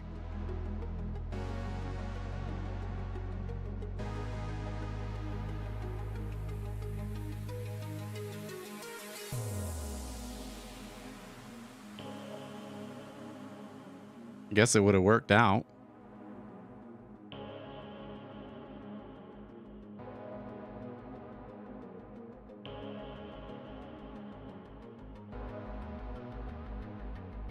There's this guy in Discord that's saying stuff that makes no sense.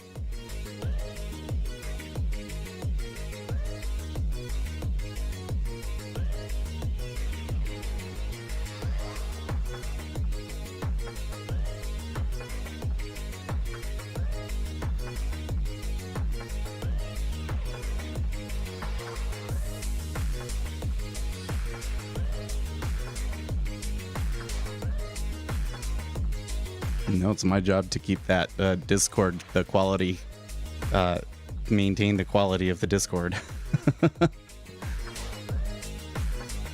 So if we have somebody that has a clear misunderstanding of the market, we're gonna have to resolve that.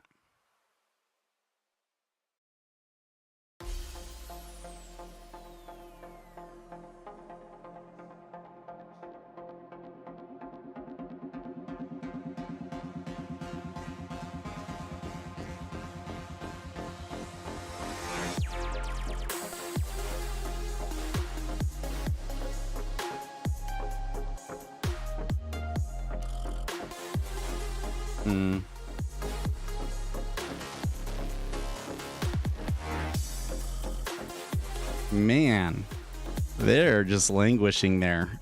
I'm kind of looking at this like thinking they might be running out of steam, but they really cannot get anybody to bid this.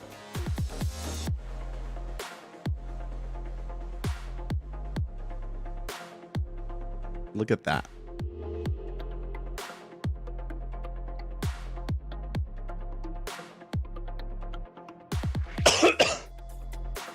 Like it's trying to shove back up, but they can't get a good bid at 03 to hold.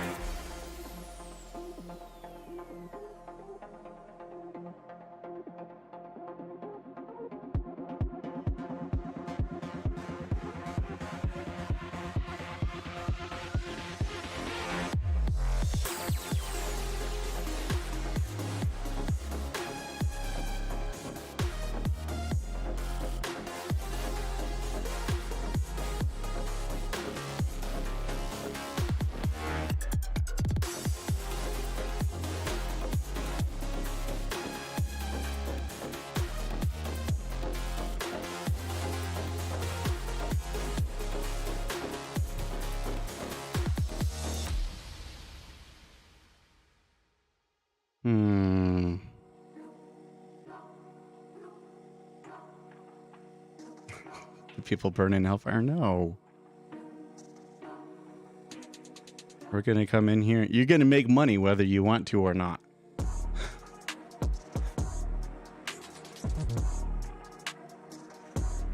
We're gonna make you money. You're gonna get all the chicks.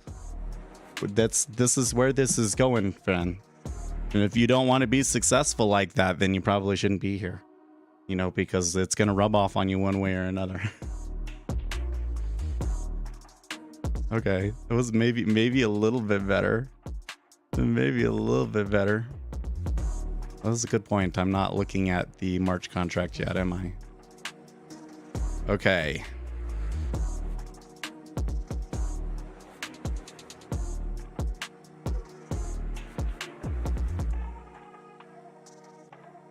Now that it's popped up, do I be like, okay, now we can take it? Or is that it?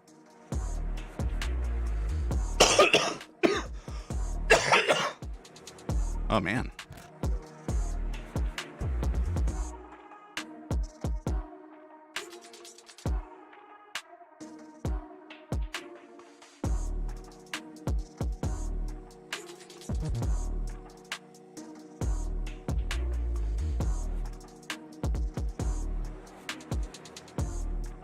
Don't look at March, put the orders in December and wait for getting assigned for delivery. Like, okay.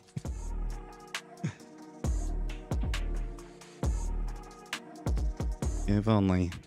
Except for that it's a cash settled contract, right? So it's... Unless you're saying go and trade the December for the treasury. Ugh. Yeah. If my broker would let me.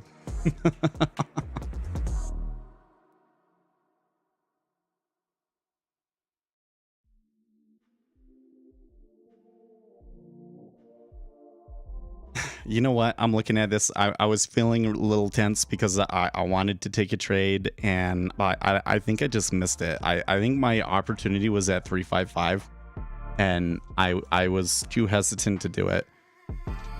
And now that it's slipped down into this area, what I see is like the opportunity is not there anymore. Maybe I could try taking a hit on the other side, but again, this is where it's like I keep feeling like fading it, and that trade doesn't make any sense. I don't know why I have that feeling, but that may just mean that I'm not going to be able to take a trade here.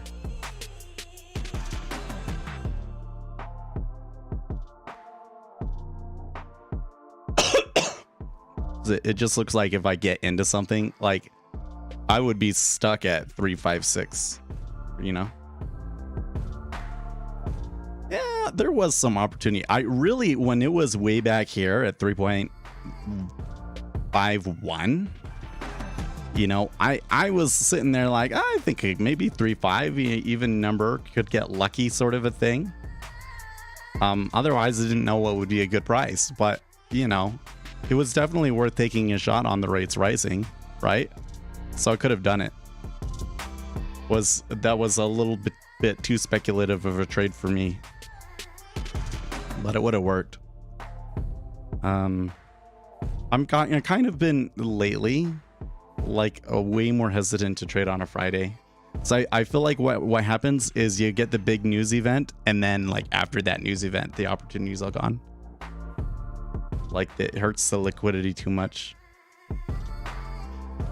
And that is, we are kind of seeing that here to some extent too. Like they are selling it pretty steadily, but it's going super, super slow, right?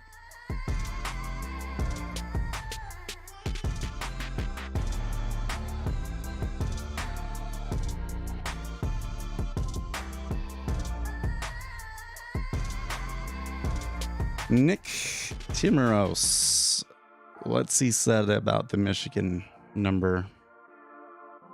1 year inflation expectations in the preliminary Michigan survey, consumers fell to their lowest level in 15 months from 4.9% to 4.6% in December. 5-year ahead inflation expectations were unchanged from November at 3%. The decline in short-run inflation expectations isn't particularly surprising given the recent 15% decline in gas prices. If anything, the lack of any such decline until now in short-run expectations might have been a source of concern given the recent research on wage links. This paper from researchers at San Francisco Fed earlier this year suggested that wage growth might be more tightly linked to short-run inflation expectations when inflation is rising rapidly. So in short, the number being lower was not necessarily a good thing. It was kind of expected. Should have been expected.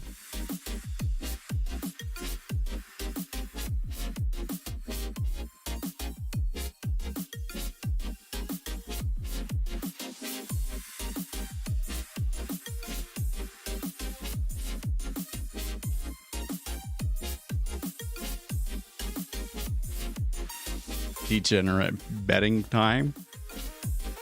Well, the degenerate bet here is to go long below 04.5, right?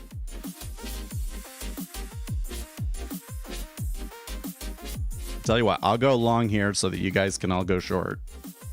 And it'll work out somehow, right?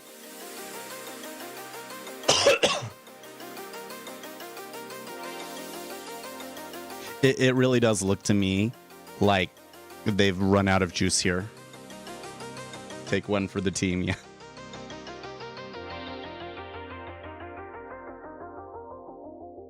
Even though they've run out of juice here, I don't know if that means strong pushback. I mean, I could see them making it back to 07, but...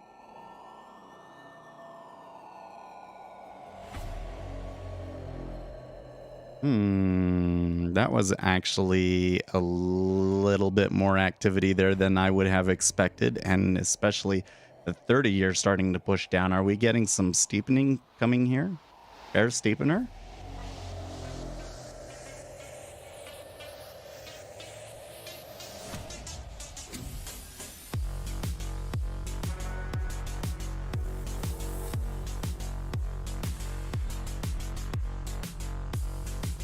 Yeah. Stexhammer666 retweeting Megan McArdle. Marveling at the seamless transition from shadow banning is ultra mega paranoia to lol. Of course they were de-amplifying the hard right. Who thought this was news? Yep, that's exactly what happened yesterday. It's like, yeah, we were de-amplifying you. There's nothing wrong with that.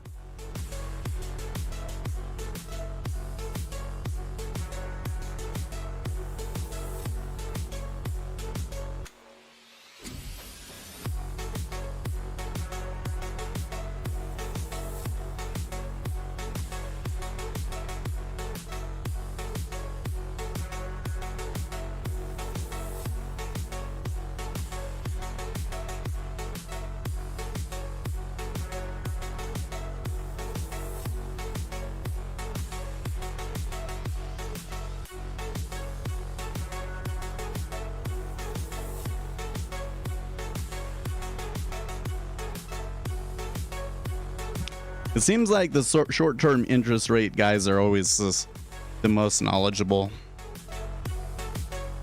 For sure.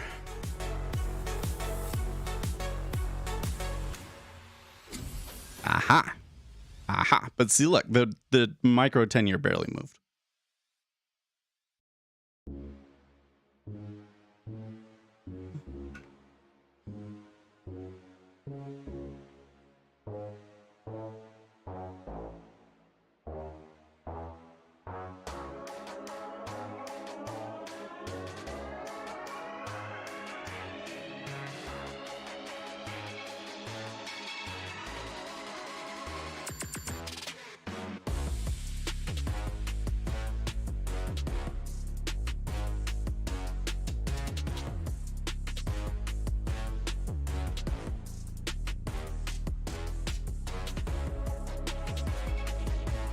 How far are they going to make it?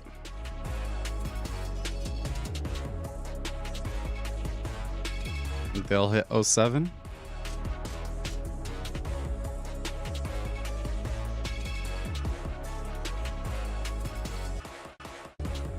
Now they're going somewhere.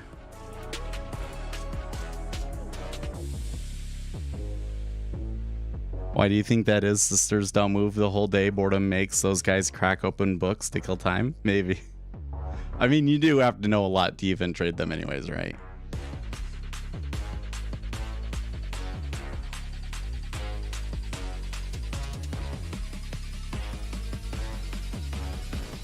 I feel like when you get to those short-term ones, you really have to do quite a bit of math to make sure your pricing is right. You know, here on the 10-year, I can just rely on the robots to do all that for me.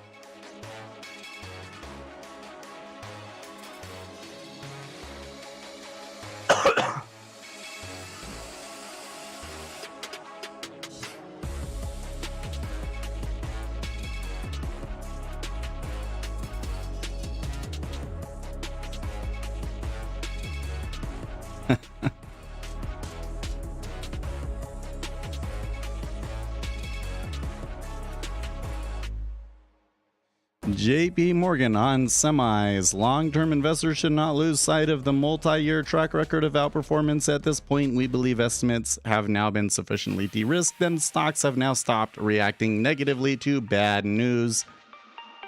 Dollar SMH. Is that shake my head, or is that semi? Oh, it was the semiconductor industry is what he must be talking about, right? Is that who was SMH?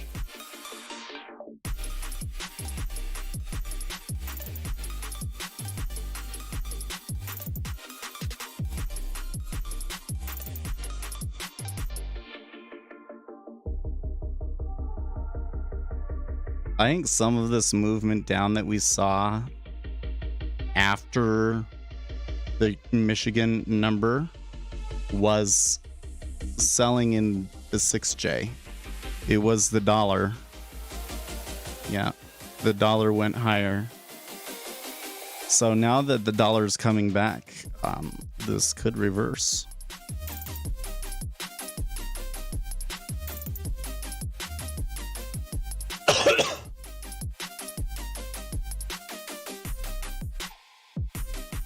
I don't think I have enough time to make it work out, but oh, I didn't even tell you guys I did pass my test yesterday. So this test was like you take it at home, and you have to take a picture of your desk and all of this stuff so that they can confirm that you're not cheating, right? And then my camera died, so like I had to like restart. But I passed it. I got 80%. And there was a bunch of questions that were not in the study guide too. They asked me things that I did not actually know.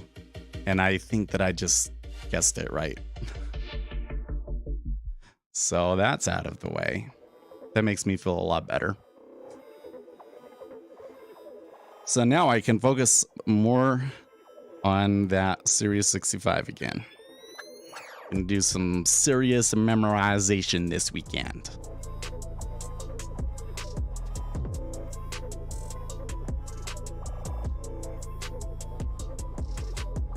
Well, we're gonna do this market making here for kicks and giggles.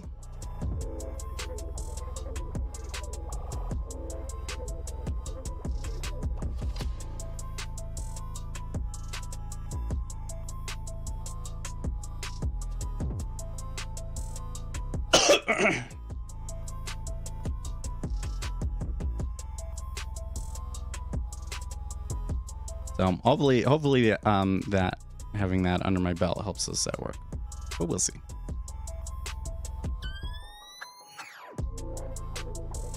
Pretty fun Friday for once. Yeah. You know what? I found this hard to trade, but I don't think it was because the opportunity wasn't there or anything like that. It was a combination of the micro futures not giving me the prices that I wanted, and me just still being like way overly cautious, right?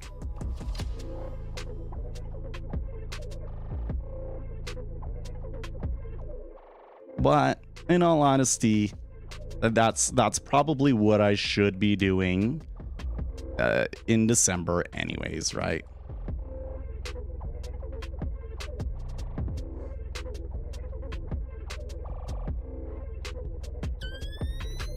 Come on.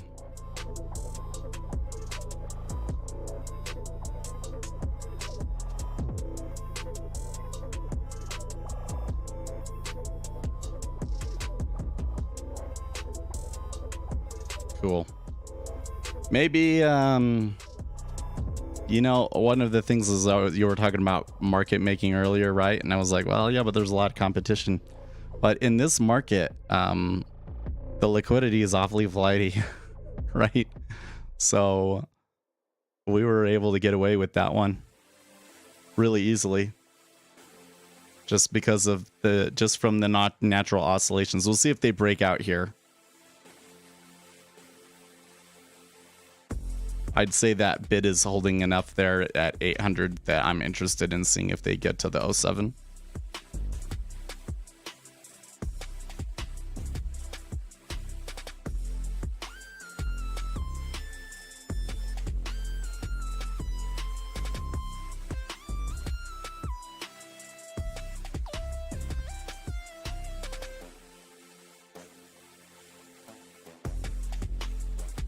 Wow. So people make donations to reduce the public debt, and it's about less than 2 million a year. I'm surprised that people bother with that.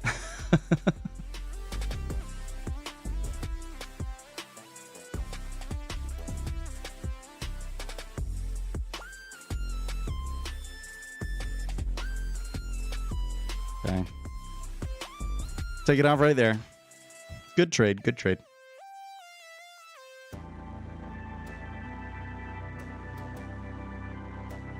So could I have gotten 06.5? It probably would have been worth putting the limit order out.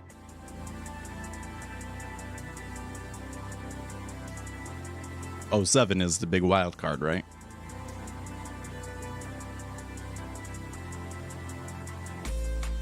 Ooh, did you see that? Cascade of cells in the micros.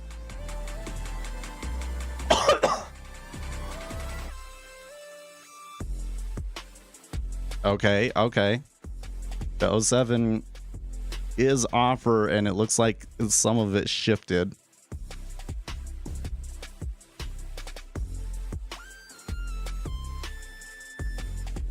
And what about 07.5? I don't think I would have moved it past 07.5.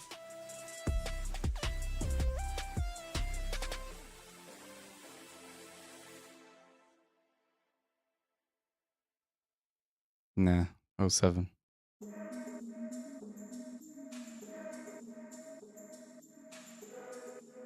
Dude, I went down the soy rabbit hole the other day because somebody was like on TikTok was making these claims, and I'm like, wait, this person claims that this baby had soy milk or something like that, and it gave them boobs. And I'm like, look at these boobs.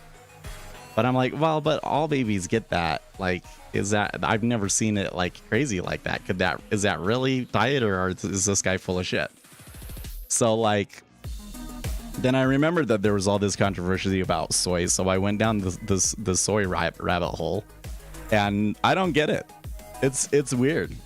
Yeah, so when the baby is in the mother's belly, they get a shot of estrogen before they come out. And so usually they have hard nipples when they come out. I know. Anyways, so apparently soy, as well as many other plants, have chemicals in it that would be like estrogen mimicking chemicals, right? So that's where the whole soy thing comes from. But every study that they've done about the effects say that it doesn't affect you. So I assume that all of the soy is bad for you people are just don't believe the studies. They think that big agriculture or something is trying to deceive us. I don't know, but like when I got down into the dirty of all that, I was like, this is a weird subject. I could see where people would be like, not believe it. or why there's people talk about it, even though the studies say that it's fine. Put it that way. It looks like 07 was correct. So I maybe missed a tick or two. Maybe missed a tick or two. Well, like the whole thing with soy, NASDAQ killer, is that the real reason why soy gets sold is because it's part of a crop rotation. It helps the soil. If you do soy one year and you do wheat or corn another year, right? And so they made up a bunch of uses for soy and corn because that crop rotation works so well. So the conspiracy theory is that they're lying to us about what soy does to you, right? So that they can sell the soy, so that they have a market for the soy.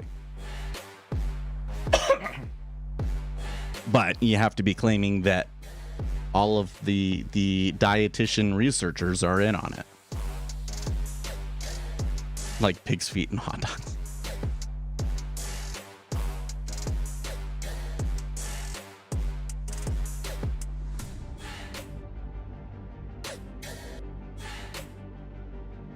I tell you what, the liquidity here in the S&P 500 around this 39.65 area hasn't been very good.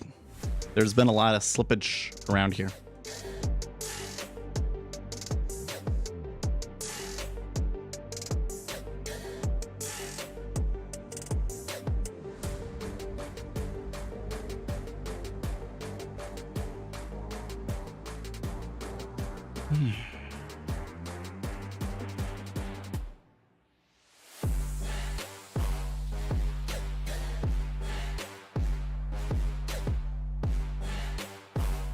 Yeah, see here they're talking about, some of these guys are talking about support now.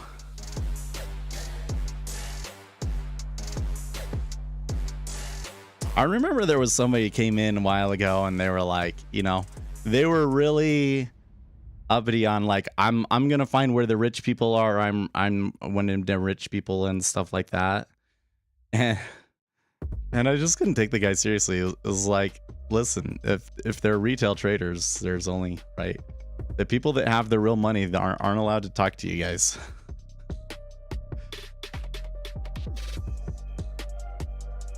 So like I shouldn't expect too much in chat, but it really irks me when I get people in that start to push their levels and stuff a lot.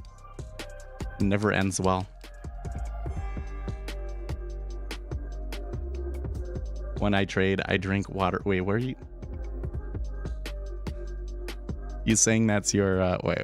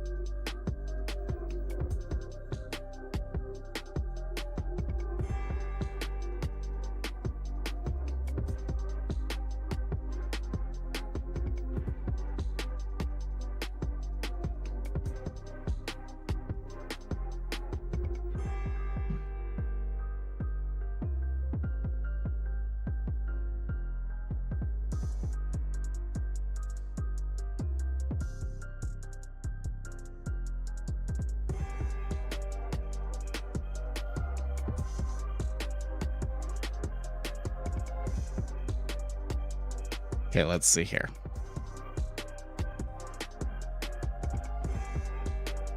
Right, haiku. Wait, how do you spell that? Is that H-A-I-K-U?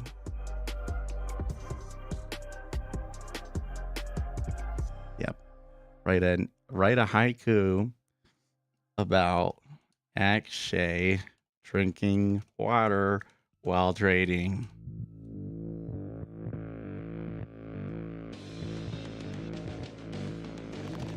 Is it gonna do it?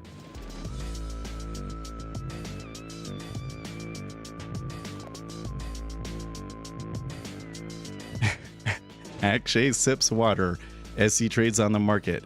A refreshing break.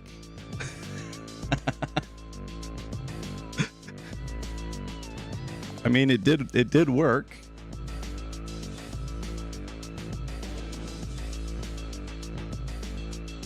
Right. Is there like there's like different formats, right? Or there can be a much longer one.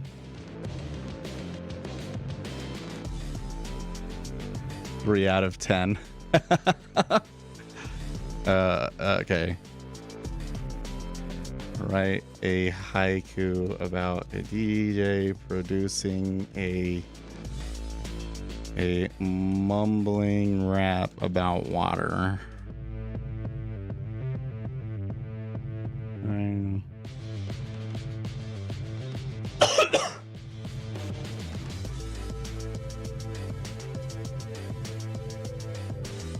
Beats thump and pulse strong. The DJ mumbles and raps on. Water flows like life. No, that was a lot better. That was a lot better. Or wait, right? Haiku about Jerome Powell.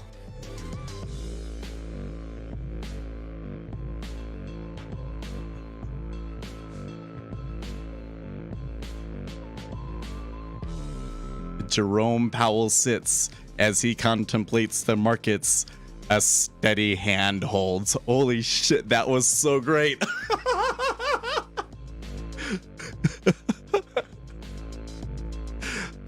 No, that was a haiku.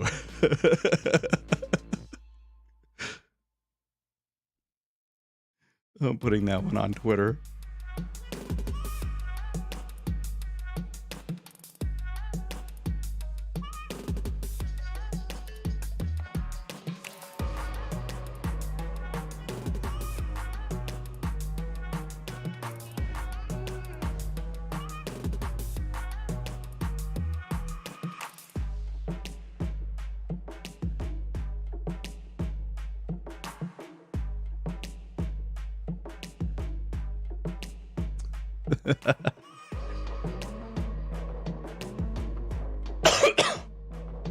That was pretty good.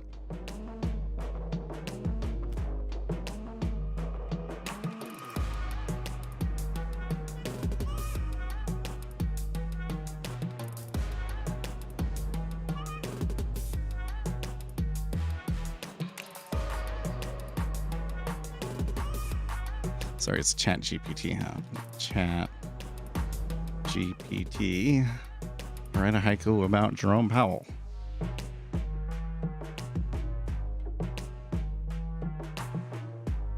If I click try again, what does it do?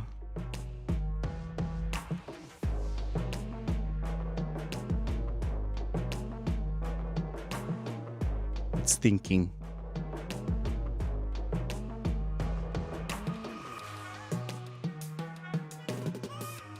Jerome Powell stands guiding the economy's fate, steady hand at helm.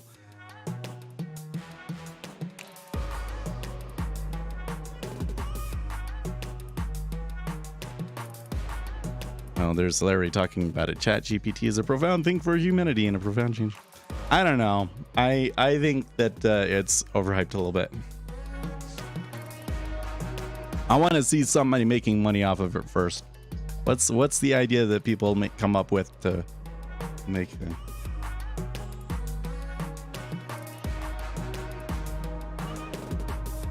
What was the name of this algorithm we were talking about earlier?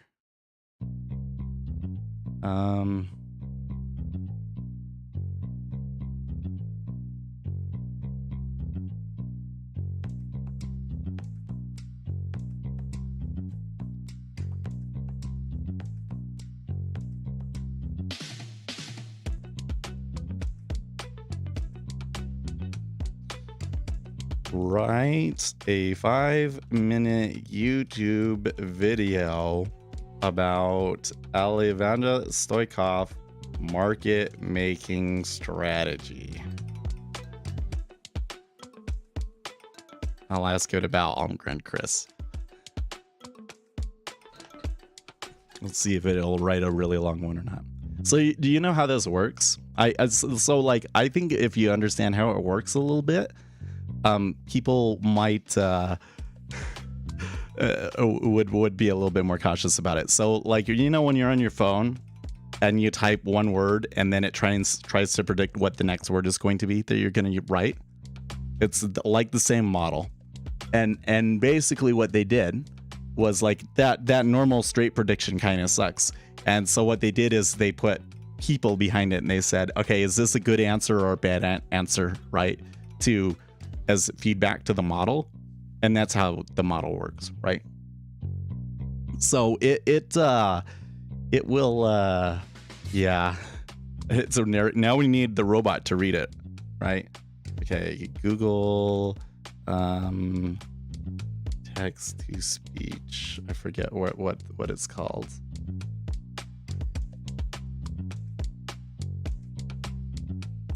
Try it free.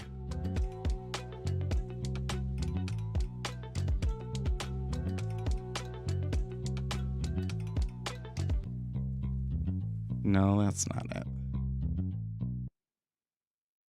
Oh, here we are. Okay, so I want to use the German Deutschland. No.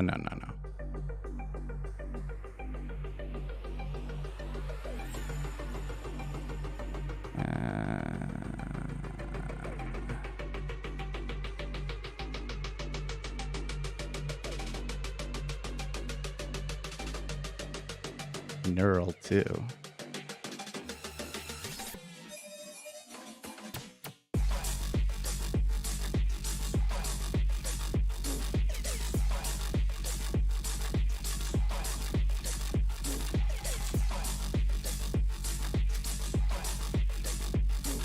Okay. It wrote something. It wrote a pretty long video.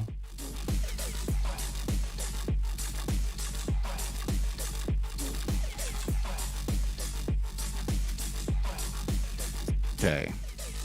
Copy.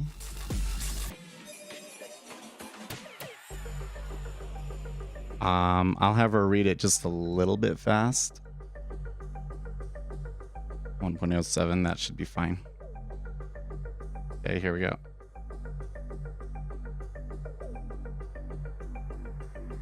Hello and welcome to our channel.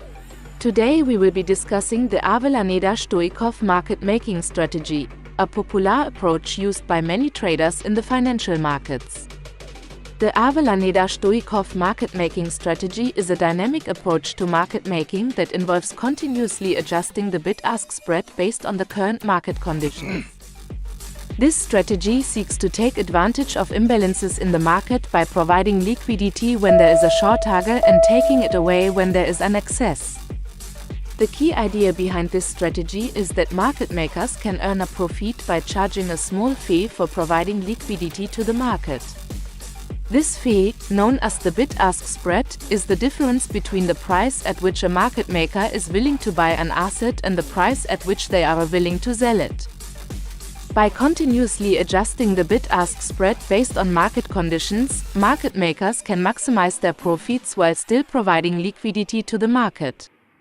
One of the key components of the Avellaneda-Stoikov market making strategy is the use of a dynamic inventory management system. This system allows market makers to continuously adjust their inventory levels based on market conditions. For example, if there is an excess of buyers in the market, a market maker may choose to reduce their inventory and take some liquidity out of the market. On the other hand, if there is a shortage of buyers, a market maker may choose to increase their inventory and provide more liquidity to the market. Overall, the Avellaneda-Stoikov market-making strategy is a powerful approach that can be used by traders to maximize their profits while still providing liquidity to the market. By continuously adjusting the bid-ask spread and managing their inventory levels, market makers can take advantage of imbalances in the market and earn a profit. Thank you for watching, and we hope you found this video informative.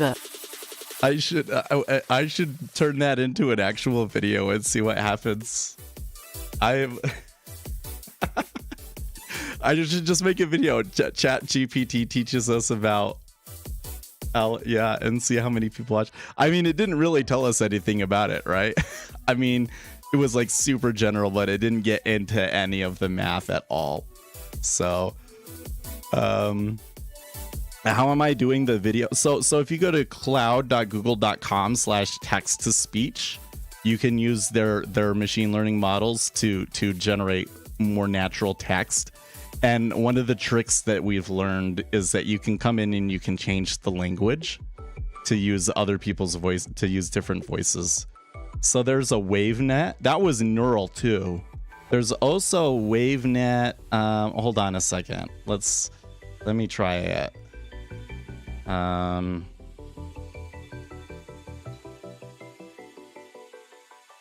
The WaveNet one, there's a WaveNet one that's really hot that I really like.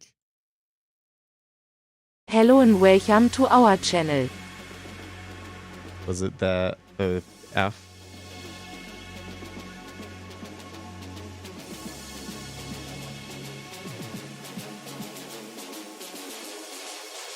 Hello and welcome to our channel. Yeah, I think it was that one. But the neural too is way better.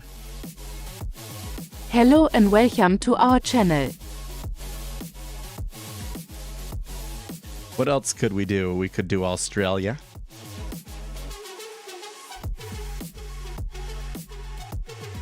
Hello and welcome to our channel. Nah. I like a really feminine voice. Hello and welcome to our channel. Advances. That one was really good. That male voice is really natural. Hello and welcome to our channel. How somebody built a JavaScript that automatically does it. That's cool. Hello and welcome to our channel. Well, there was not very many.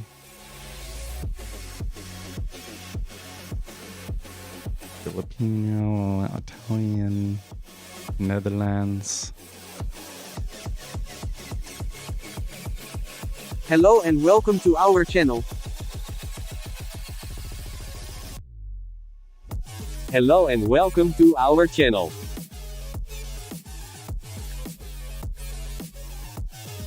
Hello and welcome to our channel.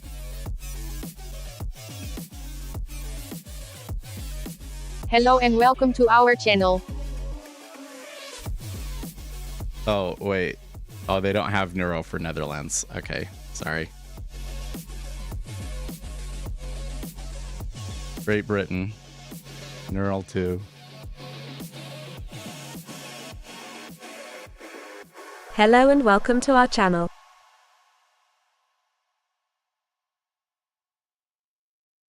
Hello and welcome to our channel.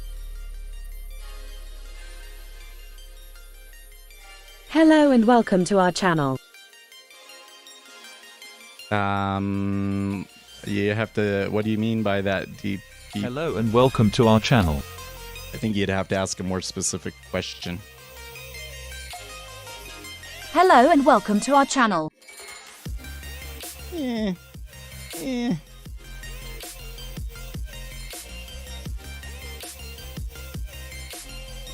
Hello and welcome to our channel.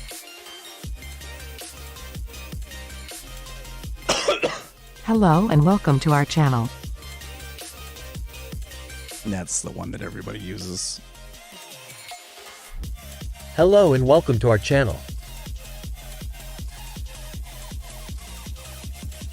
Hello and welcome to our channel.